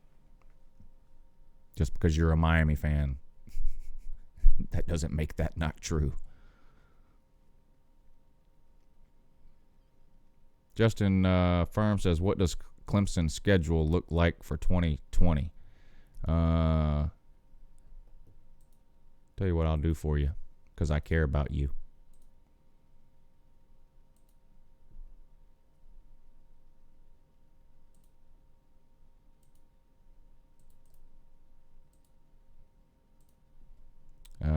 Who said that? Justin Firm, thank you for the super chat, sir. What does Clemson's schedule look like for 2020? Are you paying attention to the comment section, Mr. Justin Firm? There you go, buddy. That's everything you ever wanted to know about Clemson's 2020 schedule right there. 20 minutes worth. I did a preview. I did a 20-minute video like 2 days ago on Clemson's schedule in 2020. That's the link that I just posted in the comment section right there. So check that out. I go through their 2020 schedule game by game. Enrique Robles, thank you for the super chat, sir. QB 08 Gators equals felon U. Yeah, I can't believe a Gators fan. I'm assuming he had a straight face when he typed it, but I don't know that for certain. But I find it hard to believe that a Gators fan could say with a straight face that the 95 Nebraska team wasn't really the national champions because they had too many criminals on their team. I just find that laughable, just being honest. Ken A.V. God, thank you for the super chat, sir. Really appreciate that. It means a lot. Thank you. He says, UJ needs to take all of them to the woodshed this year. How about them effing dogs? Georgia got a tough schedule this year. I mean, we catch a break in the non-con. Virginia on a neutral field, I think, is probably an easier game than Notre Dame. But then, of course, instead of getting Texas A&M at home, we got to play Alabama on the road early in the season too. And I was just talking about our offensive line and how, talent is great on an offensive line, but an offensive line needs time to gel, to learn to play together, develop chemistry, that kind of thing. We play Alabama week 3, so we don't have a whole lot of time to get that offensive line up and where they need to be. So it's a tough schedule. We get Auburn at home, that's good. Get Tennessee at home, that's good. Road trips to Mizzou and Kentucky, I guess. Vandy we get at home. Florida, of course, in Jacksonville. Georgia Tech at home. So it's a favorable schedule overall, I guess. But that, at Alabama, anytime you have to play at Alabama, you have a hard schedule. I mean, that's how many home games have they lost in the last 10 years? 2, 3? Didn't Texas A&M maybe beat them one time? One of the Mississippi schools beat them one time, and then of course Auburn has beat them. LSU beat them this past year. But anyway, the point is not many, not many. That's going to be a tough game for sure. For sure. All the other teams have to do the same thing, level playing field, one game at a time. I hear you. We've played Alabama tough the last couple times we play them. Tough doesn't count in the end. In the end, all it was a loss. We played them tough. I would love to see Georgia get over that hump and beat Alabama. The last thing I want to happen is for Nick Saban to retire without Kirby Smart having beat him. I do want Kirby Smart to beat Nick Saban before Nick Saban rides off into the sunset. I don't think we as Georgia fans will ever hear the end of it. If Saban coaches for 1 more year or 3 more years, whatever it is, and Kirby doesn't get a win over him, I don't think we'll ever hear the end of that. Georgia has a win over Saban year 1 at Bama when we beat him. Mark Richt beat him in Tuscaloosa. In fact, that was the last time we played there. And that was back in 2007. We beat Nick Saban in his first year on the road in Tuscaloosa. Mikey Henderson, if you guys remember that name, caught a touchdown pass in overtime. And that was the last time we beat Alabama 13 years ago. Now, we don't play Alabama every year, but we played them, 5 times since then? So they beat us 5 straight, right? They beat us the following year in Athens in 2008. They beat us in the SEC title game in 2012. They beat us in the regular season in 2015.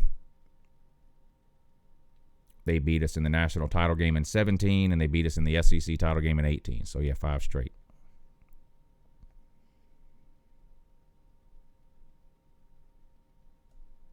So we'll see.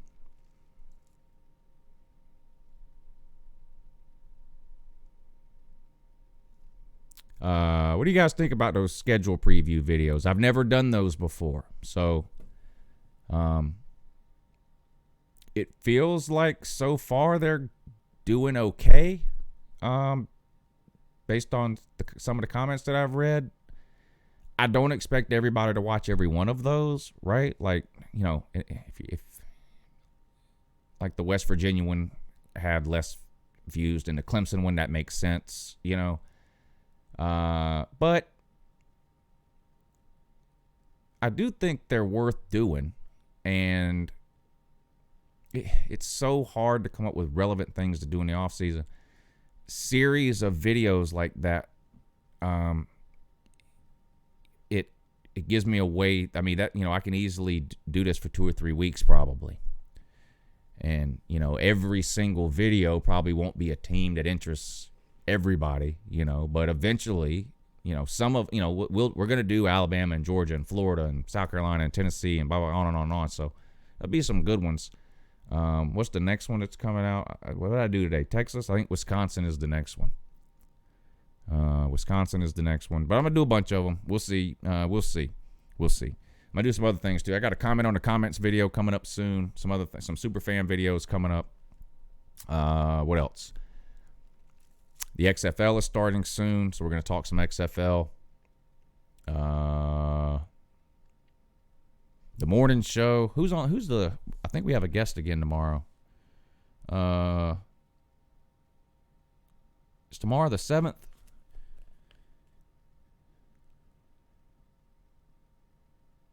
Yeah, tomorrow's the 7th. Unless I wrote it down wrong, then Andrew G. I don't want to say his last name because some people are funny about that, but unless I wrote it down wrong, then Andrew G. is a guest on the morning show in the morning. It's me, BVD, and then Andrew G. will be joining us for a little while. He's a Georgia fan, so anyway.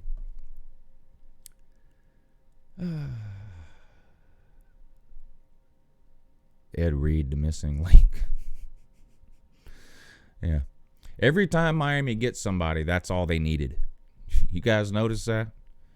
When they hired Manny Diaz, that was all they needed. A local guy, been there forever. The community loves him. That's all they needed. One of their own. That's all they needed. Then they sucked this year, fired our offensive coordinator, hire Lashley. What'd they tell you? That's all we needed. All we needed was an offensive coordinator, and we got one now. Lashley. That's all we needed. That's it. That's all we needed. That's all we needed.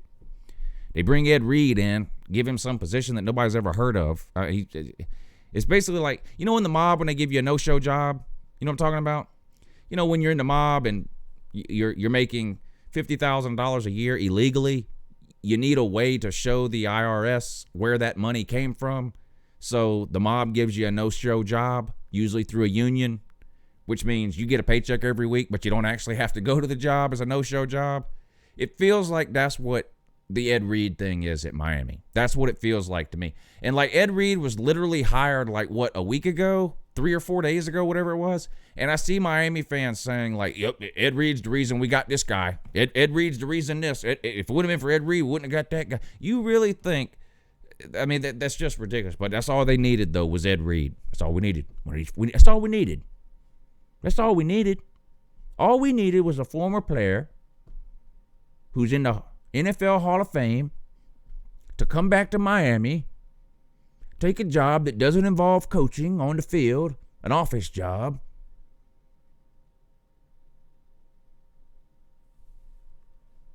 What are we going to call him? Call him Chief of Staff. What is Chief of Staff? Doesn't matter. This is a no-show job. That's all they needed. Oscar the Grouch, thank you, sir. Says Vipers winning it all. Yeah, Tampa, XFL. That's who I'm going to ride with this year. Tampa. They have Aaron Murray. Georgia doesn't have a team. The state of Georgia doesn't have an XFL team. We had an AFL team last year, so I was with the Atlanta Legends. I still got the hat over there that I bought for no damn reason. I didn't even make it through one season without folding up, and I'm stuck with the hat and the shirt. But nevertheless, I'm falling for it again, and I'm buying into the XFL. So I got to get me Tampa hat, though. I have to. Enrique Robles, thank you, sir. He says Ed Reed is Manny Diaz's personal secretary. He's going to bring him his coffee every morning. So basically, he's going to do like what James Coley did for Kirby Smart, then, is what you're saying. That makes sense. Lou mad that Miami has a lot of Hall of Famers. Yeah, nothing makes me madder.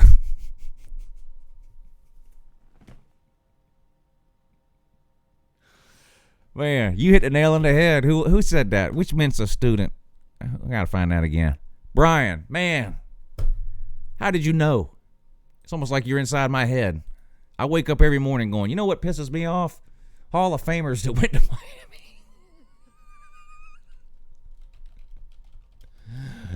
Miami. Nothing makes me madder. Nothing. What about Georgia losing in overtime national championship to Alabama? Nope. That didn't make me nearly as mad as Hall of Famers who went to Miami.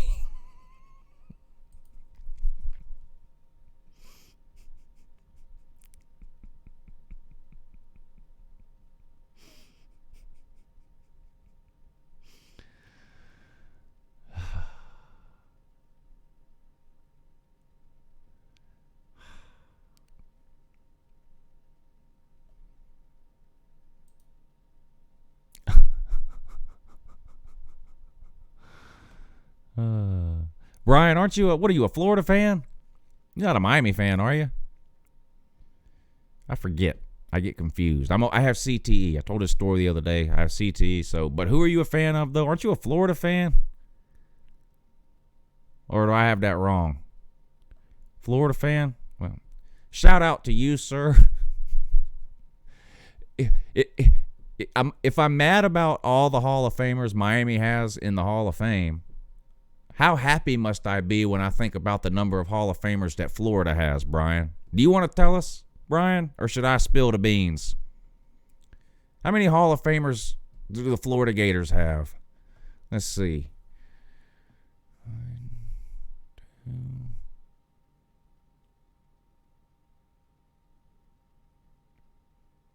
2. 2 goddamn Hall of Famers.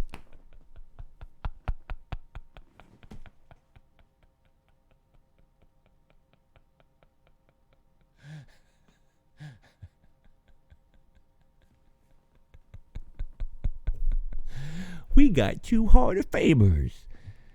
5. Would you just become a fan yesterday, Brian?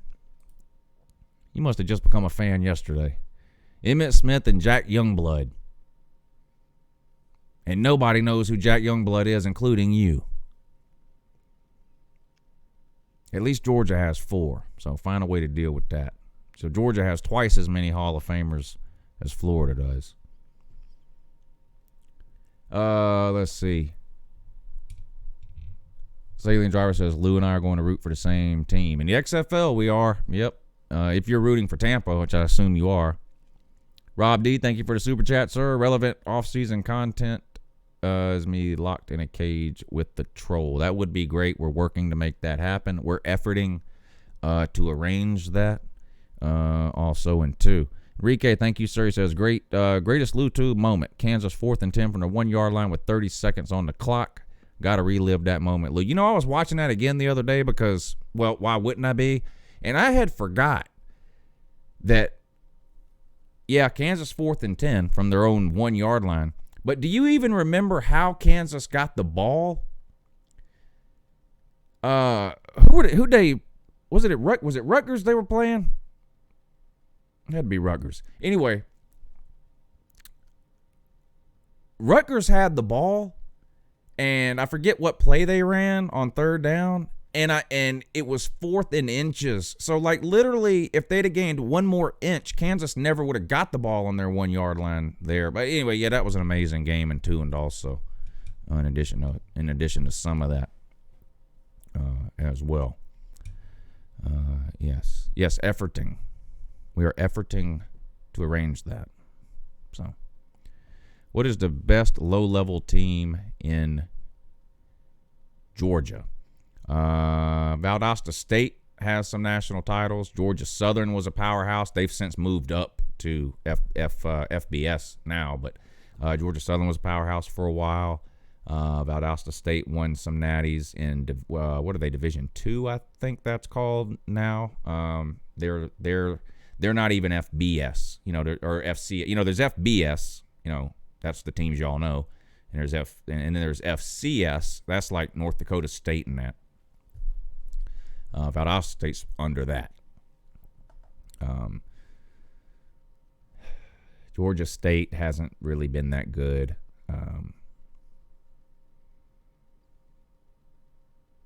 So yeah, probably those.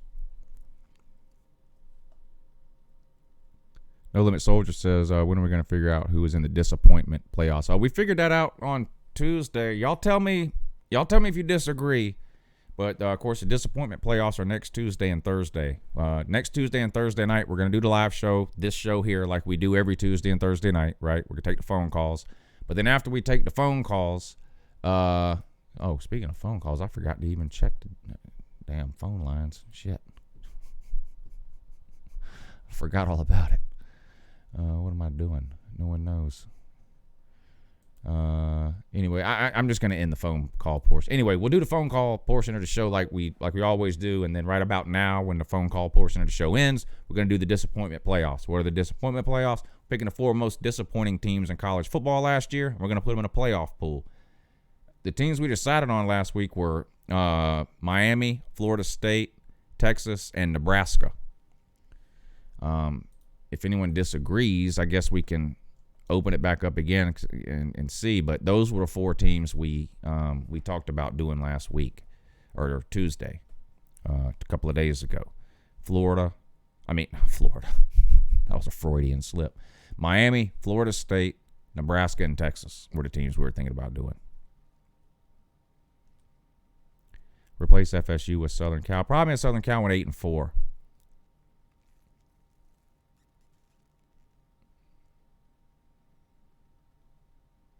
And to be honest, Southern Cal didn't have very high expectations this year. Most people, 8-4 was, I think, better than most people thought Southern Cal would do. Most people thought they'd be real bad again and Clay Helton was going to get fired. So I'm not sure if they were one of the 4 most disappointing. I actually think they overperformed, as weird as that is to say, at 8-4.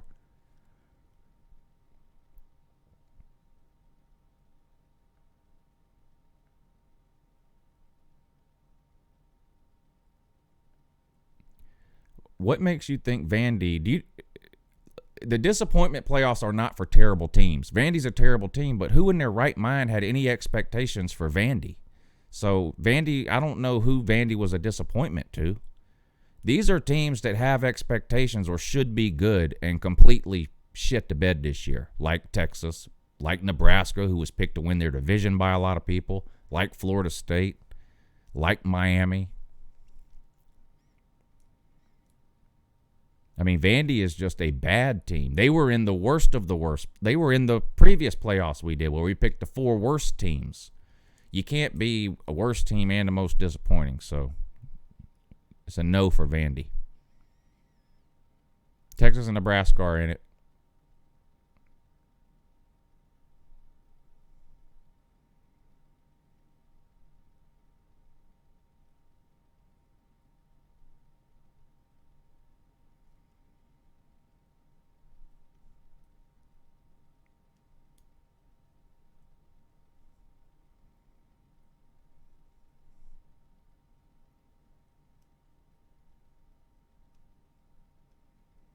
Yeah, Michigan State was disappointing too.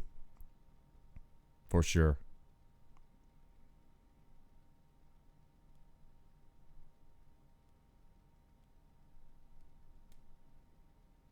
Michigan would be 12-0 in the ACC. Not if they had to play Clemson, they wouldn't. Not if they had to play Clemson, they wouldn't. Texas A&M wasn't disappointing at all to me. Texas A&M had the second or third toughest schedule in America. Texas A&M had to play Georgia, Alabama, LSU, and Clemson, and Auburn. I mean, had to play like 5 top 10 teams. Pretty much everybody had Texas A&M going 7-5. I don't think they were disappointing. I think they were about right where people thought they would be. Yeah, we're going to stick with those 4. There are plenty of other teams that were disappointing, but we got to settle on 4 at some point, and we settled on them the other day, so we're just going to go with those. Texas, we're going to go with Texas, Nebraska, Florida State, and Miami. That's going to be what it is. All right, I'm going to play some music for a little bit, hang out with you guys in the comments section. Tiger Cat, thank you, says, sorry I was political. Dustin made my claws come out. Yep. Just try to keep the politics out of the comment section because people get too. I can talk for an hour about someone's team, and yeah, they're gonna get mad. But whatever level of mad they get doesn't even come close to approaching the level of mad they'll get if I make one comment politically that they disagree with. And I don't have the ability to ignore things. So if we start allowing political comments in the comment section. And I see something I don't like, I don't have the ability to ignore it, and then it just turn into a big thing, and people's feelings get involved. Like I said, you can talk about a team all you want. You say one thing politically they disagree with, and they act like you slapped their mama. Snowflake syndrome. Let's play some music, stop this conversation dead in its tracks. That's probably the best possible plan. Appreciate you guys tuning in tonight. I'm going to hang out with you in the comments section for a while, but we're going to play some music, okay? Okay, then. I'm doing YouTube, bitch. Oh, lady, how about you shut the up? I'm doing YouTube, bitch.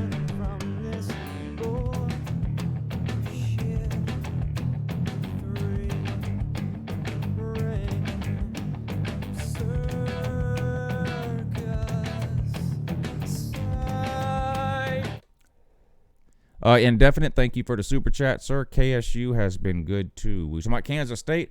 Kansas State surprised me last year. I like their coach, too. Chris, is it Kleeman or Kleiman? I know I pronounced it wrong. I mean, I don't think Kansas State, is about to challenge Oklahoma for Big 12 supremacy or anything like that, but I do think Kansas State is headed in the right direction. I like where they're headed, and they did some things last year that impressed me.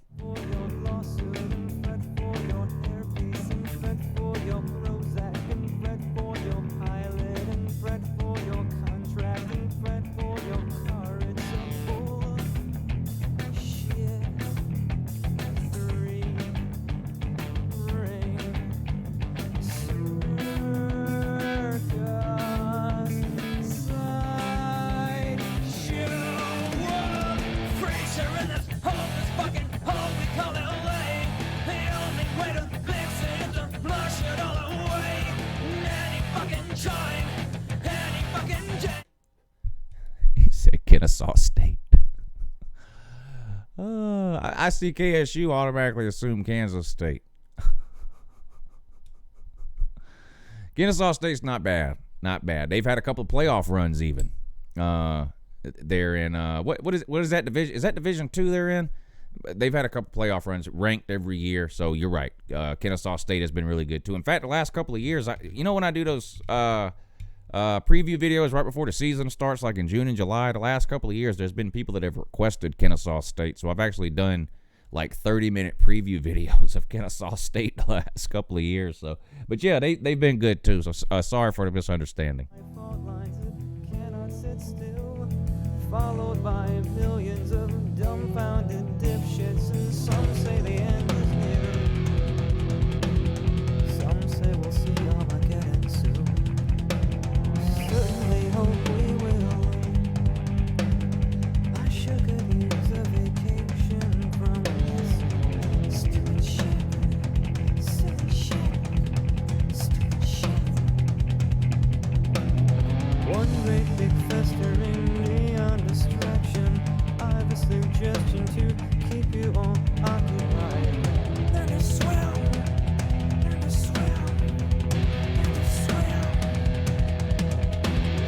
Mom's gonna fix it all soon. Mom's coming round to put it back the way it ought to be.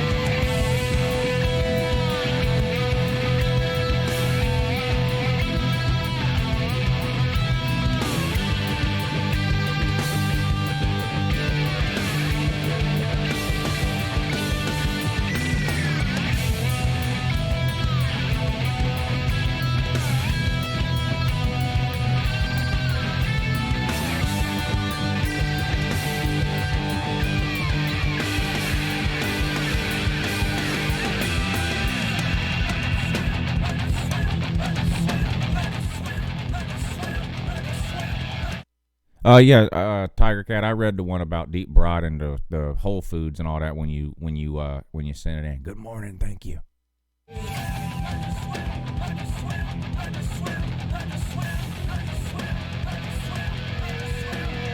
Fuck retro, anything, fuck your tattoos. Fuck all you junkies and fuck your short memory.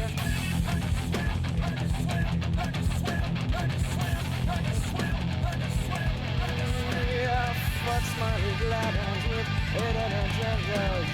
Fuck Shout out to From's middle finger with a mean bean reference in the comment section. Man, I go all the way back to LouTube circa 2014 to find them mean bean videos, though. I'm praying for tidal wave. I wanna see the ground give way. I wanna watch it all go down. Mom, please flush it all away. I wanna see it go right and down. I wanna watch it go right in. Watch you flush it all away.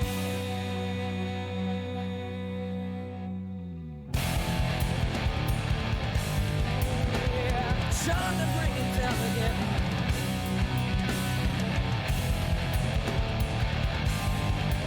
Yeah, don't just call me pessimistic. Try and read between the lines. Yeah, I can't imagine why you wouldn't welcome any change, my friend. I wanna see it come down, bring it down, suck it down, flush it down.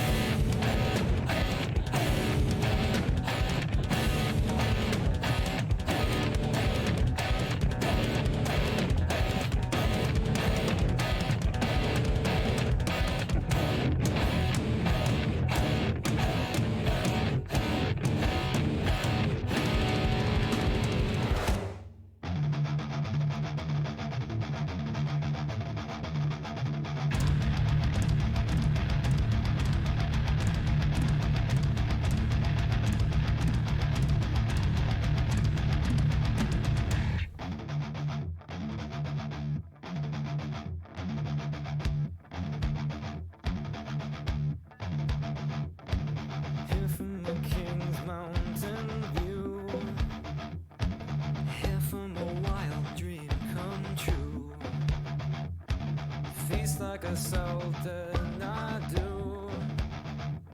On treasures and flesh, never few. But I would wish it all away if I thought I'd lose you just one day. Tiger Cat, there was only 2 super chats from you, and I read both of them. So if you sent a third one, then for some reason it didn't come through. In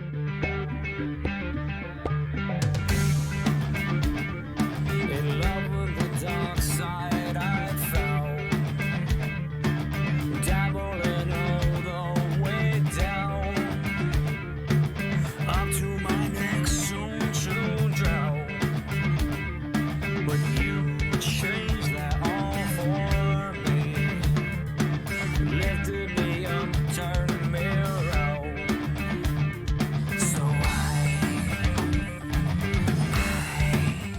The Ultimate Troll 100% showed up, sang the morning song like a boss. No doubt. No doubt.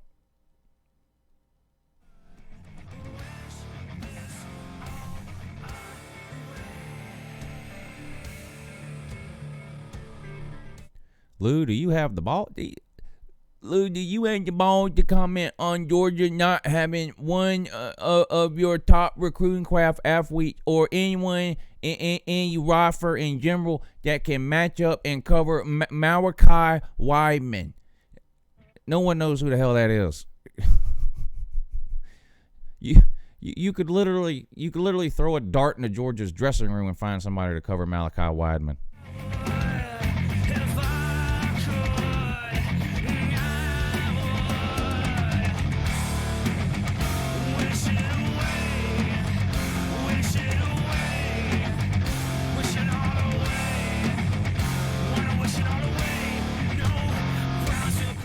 D'Angelo Gibbs has potential. He's had over a year now to get his head screwed on straight because he couldn't never get it screwed on straight at Georgia. So if he gets his head screwed on straight, I still think D'Angelo Gibbs has some potential. It's been a long time since he's played football, though, because he didn't play his first 2 years at Georgia. He didn't play last year because he had to sit out at Tennessee after transferring. But he's still got some potential. He's an amazing athlete.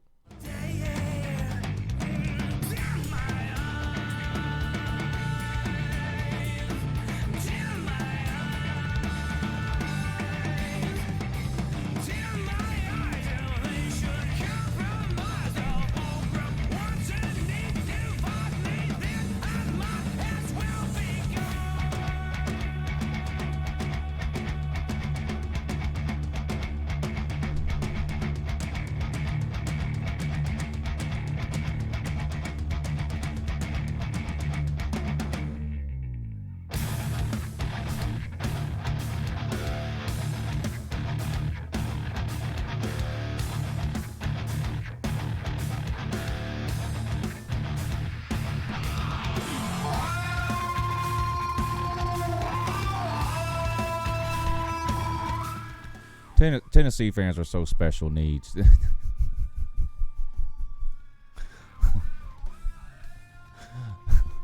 They get a 4-star wide receiver, and all of a sudden nobody can cover it. Nobody be able to cover this guy. Ain't nobody gonna be able to cover this guy.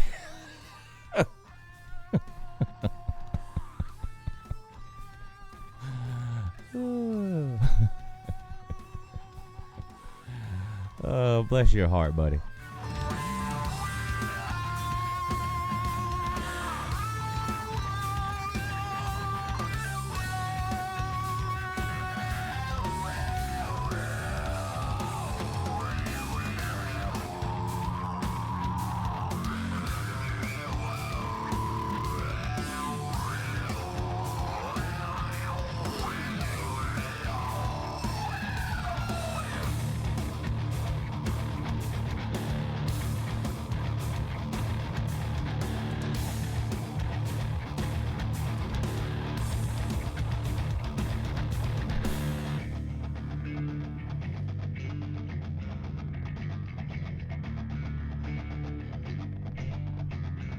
Tennessee fans are literally retarded.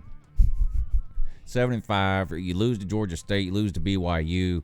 You have like the 9th best recruiting class in the SEC. You have to play in Athens, and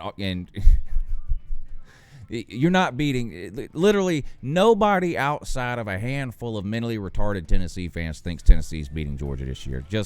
But listen, I'm glad you're here.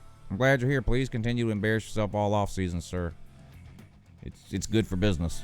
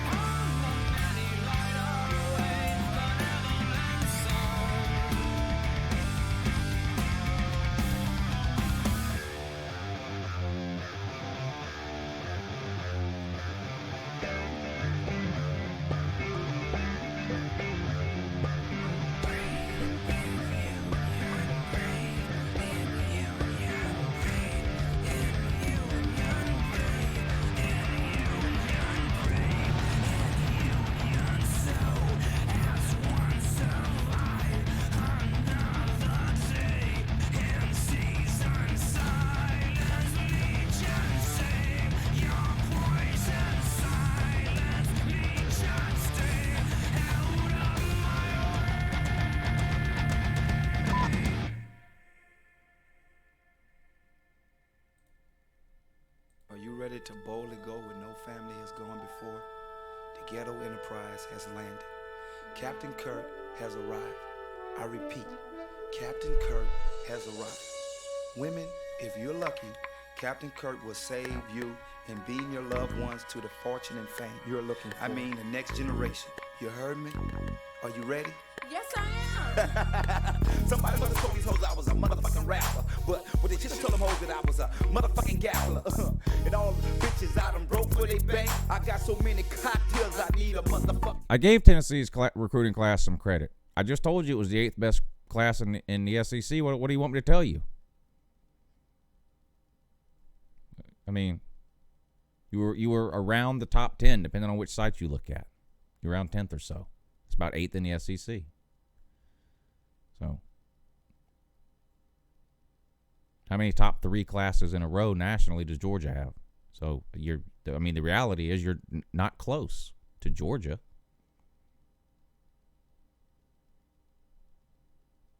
I mean, you're looking at an 8-4 season, which would be an improvement over last year. The goal for Tennessee this year should be to win all their non-con games, which that ain't happening. You're going to get road graded at Oklahoma.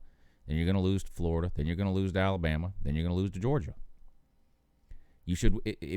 Tennessee's goal should be to win all the games they're supposed to win. That would be an improvement over last year. That would put you at 8-4. They probably build Pruitt a statue. Ass bitch telling her friends about a month go by, see I'm gonna be like buying her shit. I bought her lunch the first time, she get a trick and that's nothing for game. I hit up one time, had to call me back, tell myself, why you all that playing? And she had to nerve tell me, if I ain't a fucking trick, I'm worthless. I told her, bitch, if you ain't sucking dick, then that mean your clique defeats the purpose. Figure she had game, trying to fuck with a young baller nigga like my mom, but figure looking at me, see nothing but dollar signs. See me like you a bitch, boy, get some weed, a bitch, boy, give you a buck, man, but since you my boy, I'ma give you a condom before you try to fuck. Take the game from this show, thug, cause it ain't no love. I give 'em a little something, but at the end I take the back the shit they most love. And ain't no beam no sky, ain't no saving hoes if you ain't putting in no work. And don't compare no true niggas like us, no Captain Kirk, bitch freeze. All you get a hoes, get your leaves, press on nails, fix your wigs, grab your baby kids, get on the prize, leave it in approximately 5. Captain Kirk, can you save me? Captain Kirk, I wanna have your baby. Captain Kirk, can you save me? Captain Kirk, I wanna have your baby. Captain Kirk, can you save me? Captain Kirk, I wanna have your baby. Captain Kirk, can you save me? Mr. Captain Kirk, I wanna have your baby. Hold up, wait a minute, la mama, you got me bent. The fuck you mean, where I was, who I was with, and where the fuck I went? Bitch, you get beside yourself, you probably would. If I let you, but I ain't gonna put you on no pedestal just cause it hits you with that pressure. Just smoking my weed, riding my ride, I'm trying to keep it real. I can't seem to satisfy this bitch, she tripping by the pill. Her rent ain't paid, but she got her hair done, this bitch gotta be stopped. Whole thing she got me, ain't gonna ride my... If there's any LSU fans maybe that know Mystical, if there's any way somebody could get Mystical to call in one day, that would be amazing. Running behind my jingles, can't wait to see that nigga that got you acting like that, 'cause the ass whooping been through. Is nigga like that nigga hard for me and the rest of my niggas. Me these tramps and shooting like queens, she getting the best of you niggas. Let them hoes sit on the ass and come up off your hard work. This mystical masterpiece being a silk, now don't count the curve.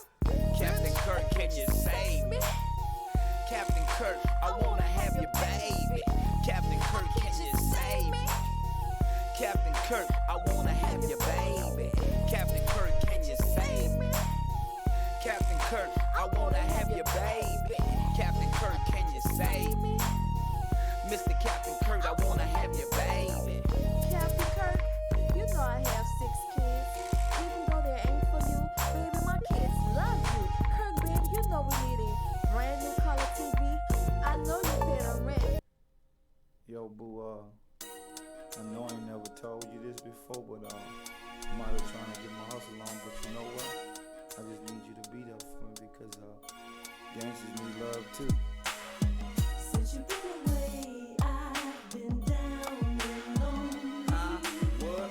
Since you've been away, I've been thinking of What? trying to understand the reason you left me. What were you going through? I'm missing you. Gangsters need love too. I got you living in mansions, jumping out of Benzes, DK and wide clothes, baguette face presidentials, Rolex watches. You used to wear swatches, then took you out the ghetto. Now your name is Miss Versace. Alligator purses, more wet with your Reese's Hershey's. Miss Revlon doing your nails and hair and toes on Tuesdays and Thursdays. Even though I'm living wrong, trying to get my hustle on, I want you in your birthday suit when I make it home so I can then squeeze you. Tease you. You want a rough man, let the ice cream man please you. I ain't got no 9 to 5 hustle just to stay alive. Keep you on your gang if you a pistol with your Q45. Heifers deceive you, cause they wanna be you. Tell you I'm a thug and they can't wait till I leave you. So think about what I say and fuck what them hoes say. What? What? What?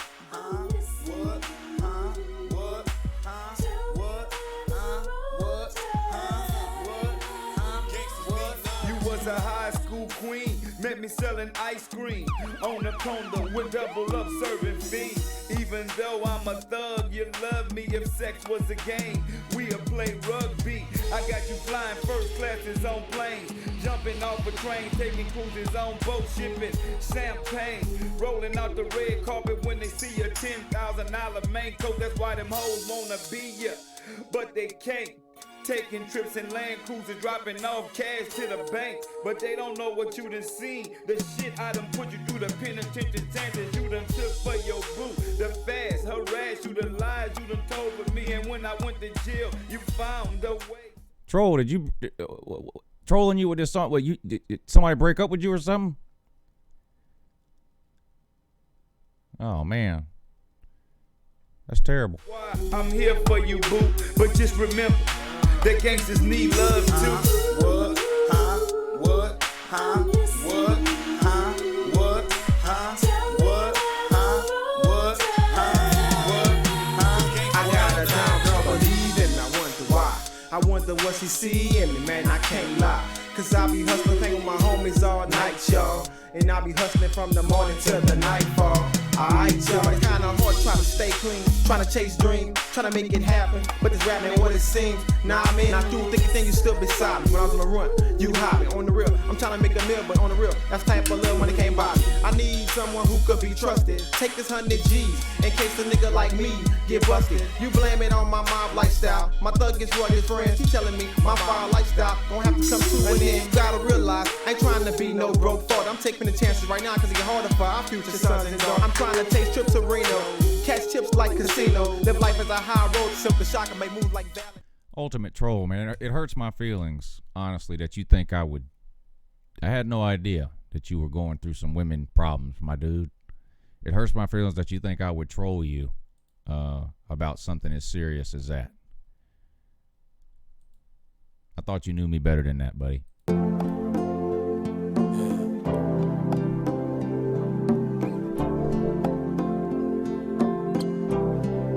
I told her how I feel. Maybe she'd be here right now. But instead, I pretended I'm glad you went away. These four walls closing more every day, and I'm dying inside, and nobody knows it but me.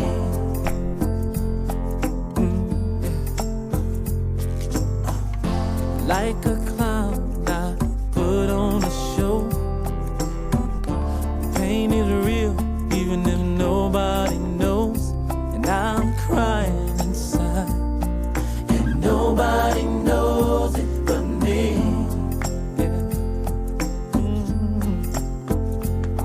Why didn't I say the things I needed to say? How could I let my angel get away? Now my world is just tumbling down. I can say it so clearly, but you're nowhere around.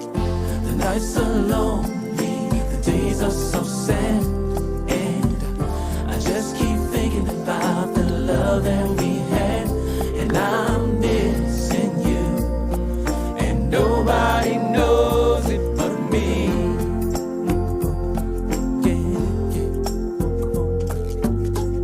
I carry a smile when I'm broken in two, and I'm nobody without someone like you. I'm trembling inside, and nobody knows it but me. Yeah, yeah. I lie awake, it's 3:15. I'm screaming at night if I thought you'd hear me. Yeah, my heart is calling you, and nobody knows it but me. We love you, Ultimate Troll. How blue can I get? You could ask my heart. But like a jigsaw puzzle, it's been torn all apart. A million words couldn't say just how I feel. A million years from now, you know I'll be loving you still. The nights are lonely, nights are lonely, days are so sad, oh so sad. I just keep thinking about the love that we had.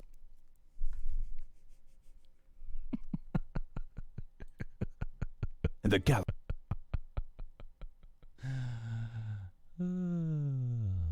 The ultimate waterhead. I am the ultimate waterhead.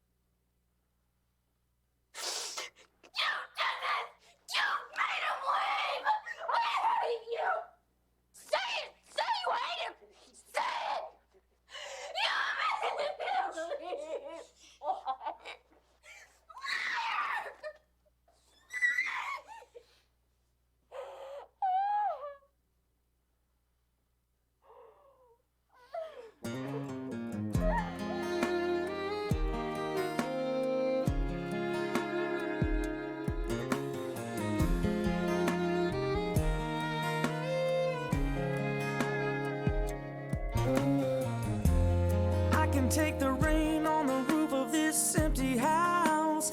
That don't bother me. I can take a few tears now and then and just let them out. I'm not afraid to cry every once in a while, even though going on with you gone still upsets me. There are days every now and again I pretend I'm okay, but that's not what gets me. What hurts the most was being so close and having so much to say and watching you walk away and never knowing what could have been, and not seeing that loving you is what I was trying to do.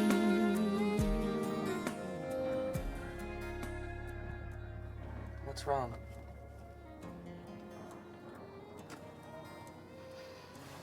Is it your dad? No. No.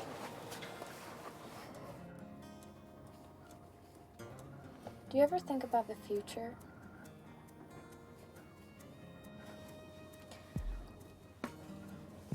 What do you see? What do you see? I'm serious. All right, troll. For real. You.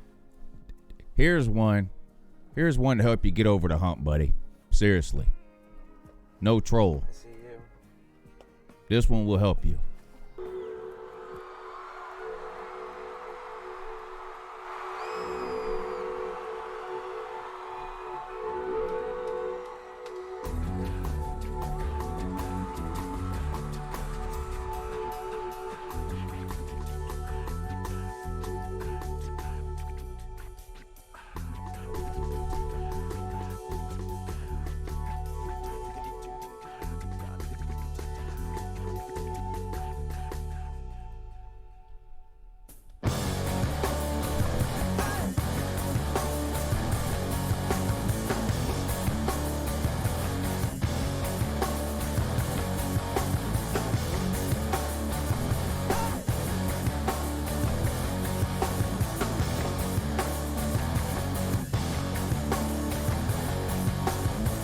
Better than watching color bending silver spoons.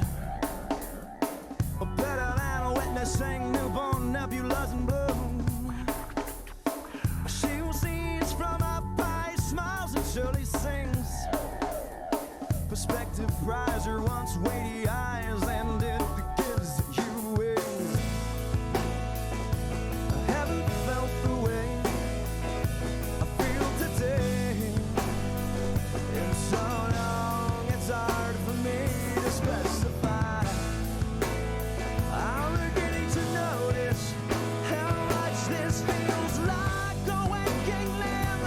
Pins and needles, nice to know you. Goodbye.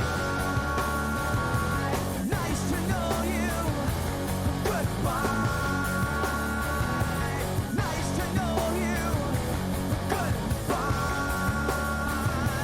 Nice to know you. Welcome.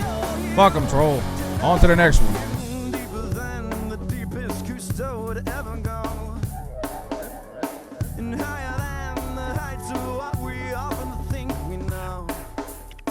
A blessed she who clearly sees the wood for the trees, to obtain a bird's eye is to turn a blizzard to a breeze. I haven't felt the way I feel today in so long, it's hard for me to specify. I'm beginning to notice how much this feels like a waking limb. Pins and needles, nice to know you. Goodbye. Nice to know you. Goodbye. How old are you, troll? Seriously. Because another thing that helps is to go ahead and turn 18, buddy. Trust me. Trust me. Somebody curse you before.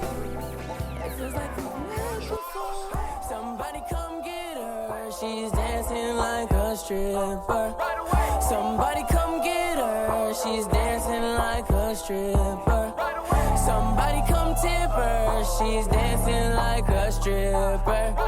Somebody come get her, she's feeling all the liquor.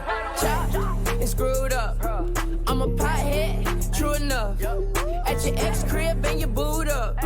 Take it slow, baby, we no rush. Hennessy or Don Q, that's a very hard choice. For the diamonds on my pinky, need a gang of cool points. And the drop head, make them drop dead, yeah. You ain't scared, you ain't scared, you ain't scared, yeah. Believe me, I'm out you. You see me in action. I've heard a lot about you. Catch around blunts like a hot potato. And you dancing on the table, gushing like volcano. Somebody come get her, she's dancing like a stripper. Somebody come get her, she's dancing like a stripper. Somebody come tip her, she's dancing like a stripper. Somebody come get her, she's feeling all the liquor. You got girls in here, I'm recruiting, and they fine, hop the line. I've been sipping on Patron and wine. I'm just trying to have a good fucking time. I was chilling with the open container. Grabbed the arm, told her not to be a stranger. I was blowing on the deck with my niggas. I was looking for the girls who willing. Baby girl, if you fucking with me, then we getting bags. If you smoking with me, then we on dabs. I don't fuck with local hoes, I told you that. How you moving? You deserve a couple racks. Somebody come get her, she's dancing like a stripper. Somebody come get her, she's dancing like a stripper. Somebody come tip her, she's dancing like a stripper. Somebody come get her, she's feeling all the liquor. Honey's on your face, baby girl, come and do that little thing that you was doing. Hey, they was in this motherfucker tripping, what the hell they think we was doing? It seemed like we fucking in this club, baby girl, what they think that we doing? You getting on my nerves with them questions, girl, you know I'm trying to start a little movement. I ain't got no business fucking with you. Out the blue, you acting brand new. Washingtons mean nothing to you. Same way with us. Somebody come get her, she's dancing like a stripper. Somebody come get her, she's dancing like a stripper. Somebody come tip her, she's dancing like a stripper. Somebody come get her, she's feeling all the liquor.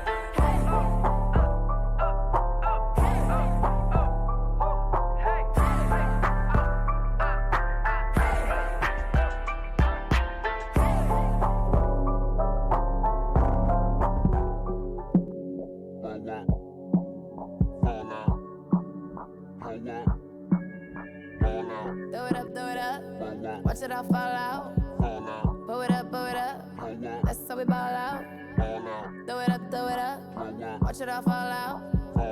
Blow it up, that's how we ball out. Strip clubs and dollar bills. I still got more money. Patron shots, gonna get a refill. I still got more money. Strippers going up and down that pole. And I still got more money. 4 o'clock and we ain't going home. I still got more money. Money make the world go round. Still got more money, dance make your girl go down. Still got more money, lot more where that came from. Still got more money, but look in your eyes, I know you want some. Still got more money. Oh, all I see is signs, all I see is dollar signs. Oh, money on my mind, money on my mind. Throw it up, watch it follow from the sky. Throw it up, watch it all fall out. Blow it up, that's how we ball out. Throw it up, watch it all fall out. Blow it up, that's how we ball out. That's how we ball out. That's how we ball out. That's how we ball out. That lake cost $100 bills, and I still got more money. Gold all up in my grill, and I still got more money. Who cares how you haters feel? And I still got more money. Call Jay up and close the deal. I still got more money. My fragrance on and they love my smell. I still got more money. So who cares about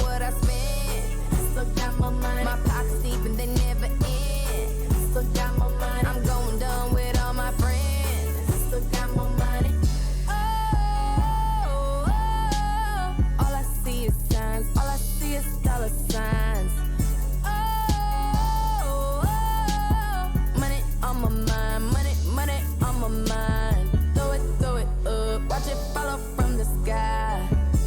Throw it up. Watch it all fall out. Pull it up. That's how we ball out. Throw it up. Watch it all fall out. Pull it up.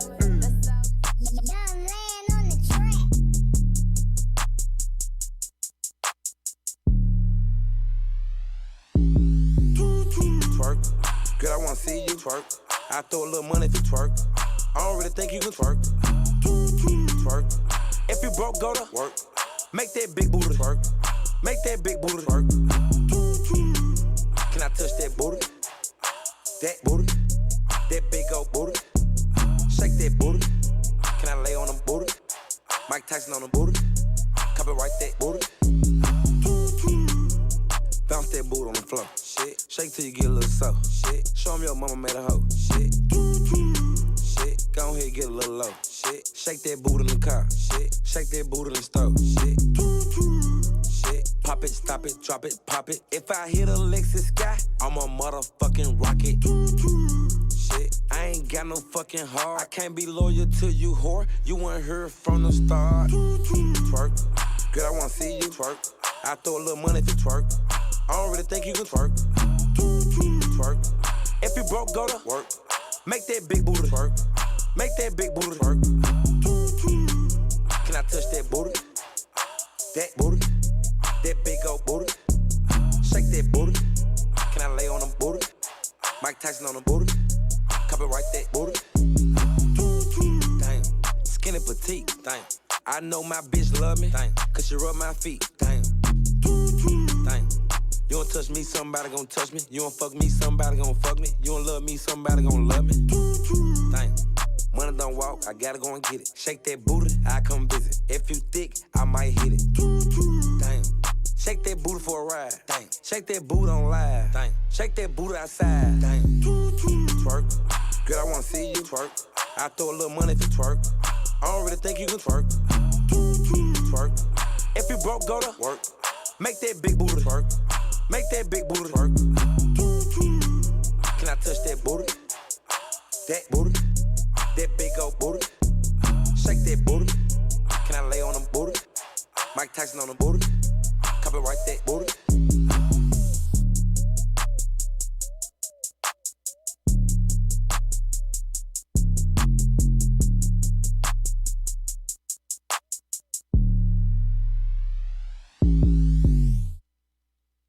So cranky, hit him a hanky. My mommy, I'm cold, give me my blankie. Flyer than a kite, I get higher than Rapunzel. Keep the snow white, I could buy it by the bundle. Stuff your cookies up before they crumble. Don't be acting like the Cardinals and gon' fumble. Cause I'm a stealer, fresh up out the dealer. All the dope boys gon' feel her. Flow so sick, I need a healer. Fuck is my Mac concealer. I be out in Queens on the back of 4 week with wheelers. I'm a big deal. That's why I get more head than a pigtail. Put the ranch, I'm getting the munchies. I think I have a rap bitch for my untried. They be thinking niggas spit, shame my shoes. You know I keep it back. You thought it was over? I wasn't born last night. I know these hoes ain't right.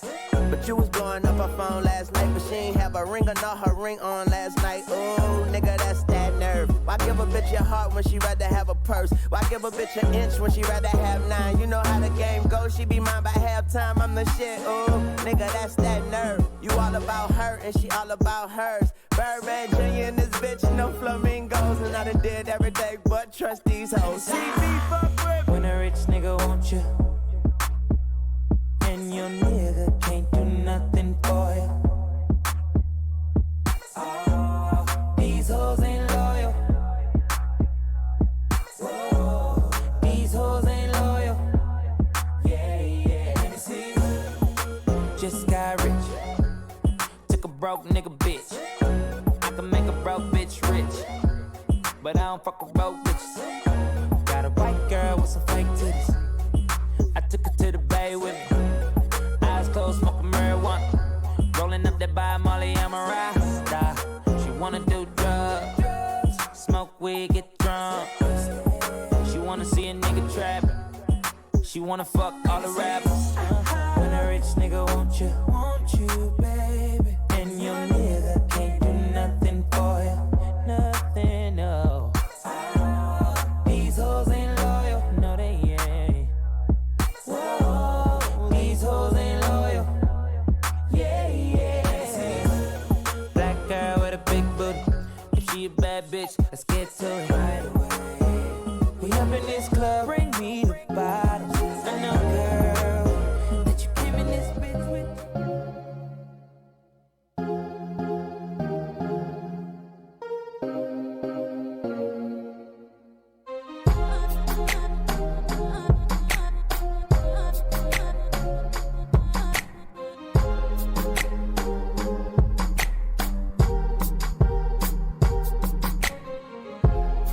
All that bullshit's for the birds. You ain't nothing but a vulture. Always hoping for the worst, waiting for me to fuck up. You'll regret the day when I find another girl, yeah. They know just what I need, she know just what I mean. When I tell her keep it drama free.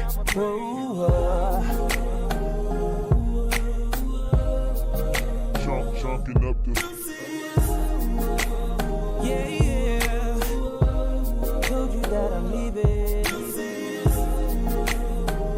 Whoa. I know you mad, but so what? I wish you best of luck. Now I'm finna throw them deuces up. I'm on some new shit, I'm chucking my deuces up to her. I'm moving on to something better. No more trying to make it work. You make me wanna say bye-bye. Say bye-bye. Say bye-bye to her. You make me wanna say bye-bye. Say bye-bye. Say bye-bye to her. Used to be Valentine's, together all the time. Thought it was true love, but you know women lie. It's like I sent my love with a text 2 times. Called cause I care, but I ain't getting no reply. Trying to see eye to eye, but it's like we both blind. Fuck it, let's hit the club. I rarely sit, but poke me some. Cause when it's all said and done.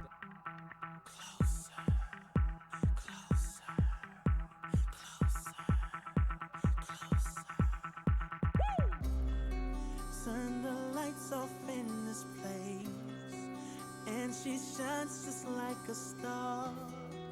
And I swear I know her face, I just don't know who you are. Turn the music up in here, I still hear her loud and clear, like she's right there in my ear, telling me that she wants to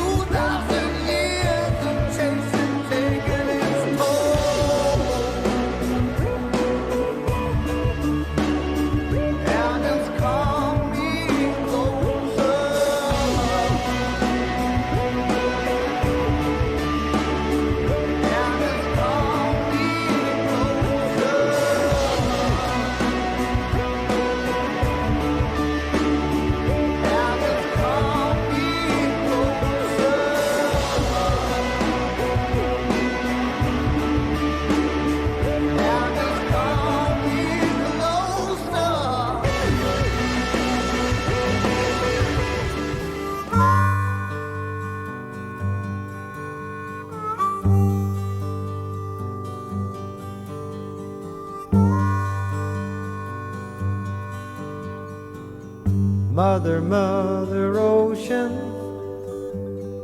I have heard you call.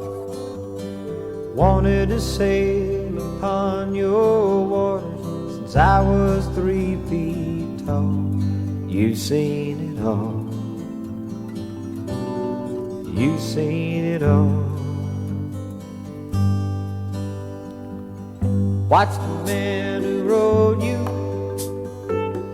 switch from sails to steam, and in your belly you hold the treasures you have ever seen. Most of them dream. Most of them dream. Yes, I am a pirate, 200 years too late.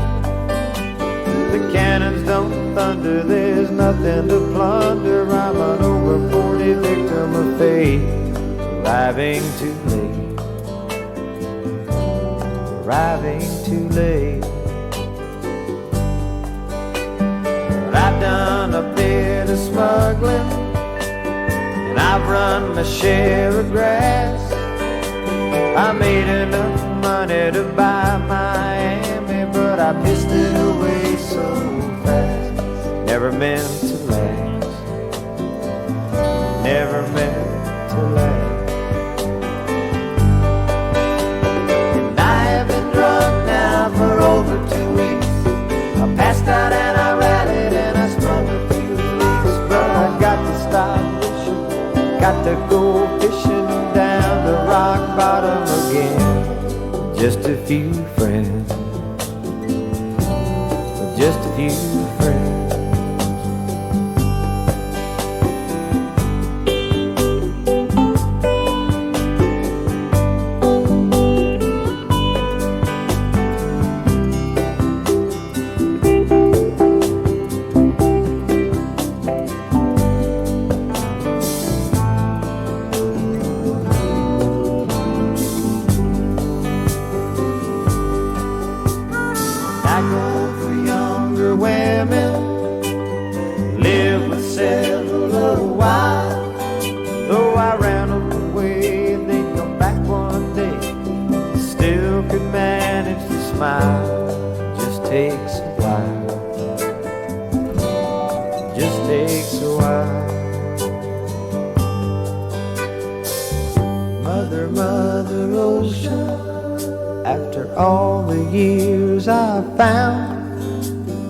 Occupational hazard be my occupation's just not around. I feel like I drown.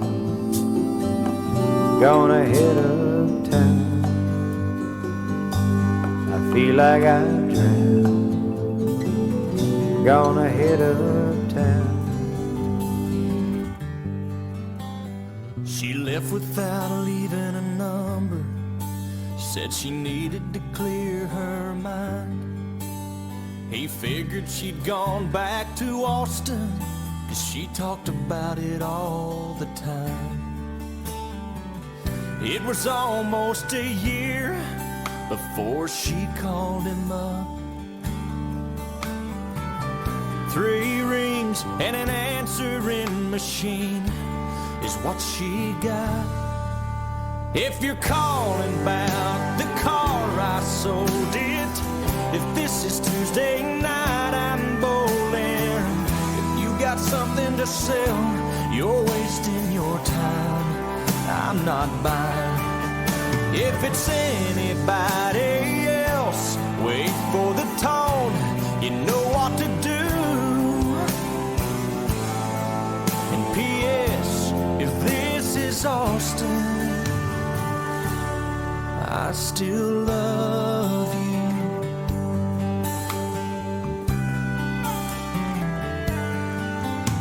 The telephone fell to the counter. She heard, but she couldn't believe. What kind of man would hang on that long? What kind of love that must be? She waited 3 days and then she tried again.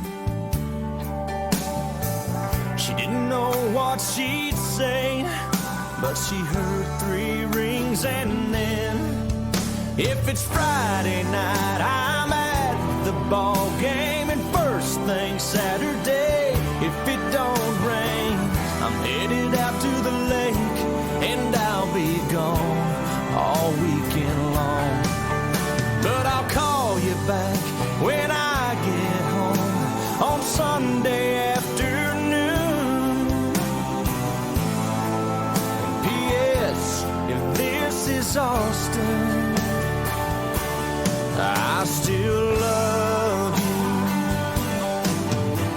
Well, this time she left her number, but not another word. Then she waited by the phone on Sunday evening, and this is what he heard.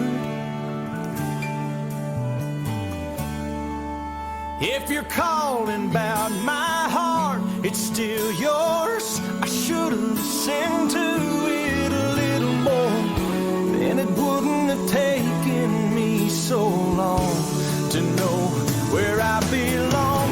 And by the way, boy, this is no machine you're talking to. Can't you tell this is Austin? And I still love you.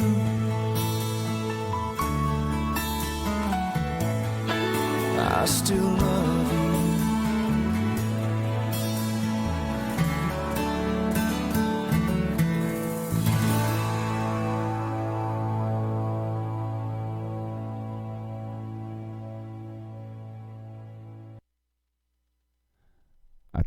I think I woke Mrs. Lou up with my singing out here.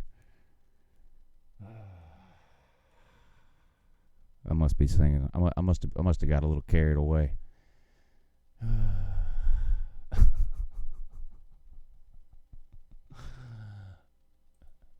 She came out here and she said, "What in the hell are you doing?"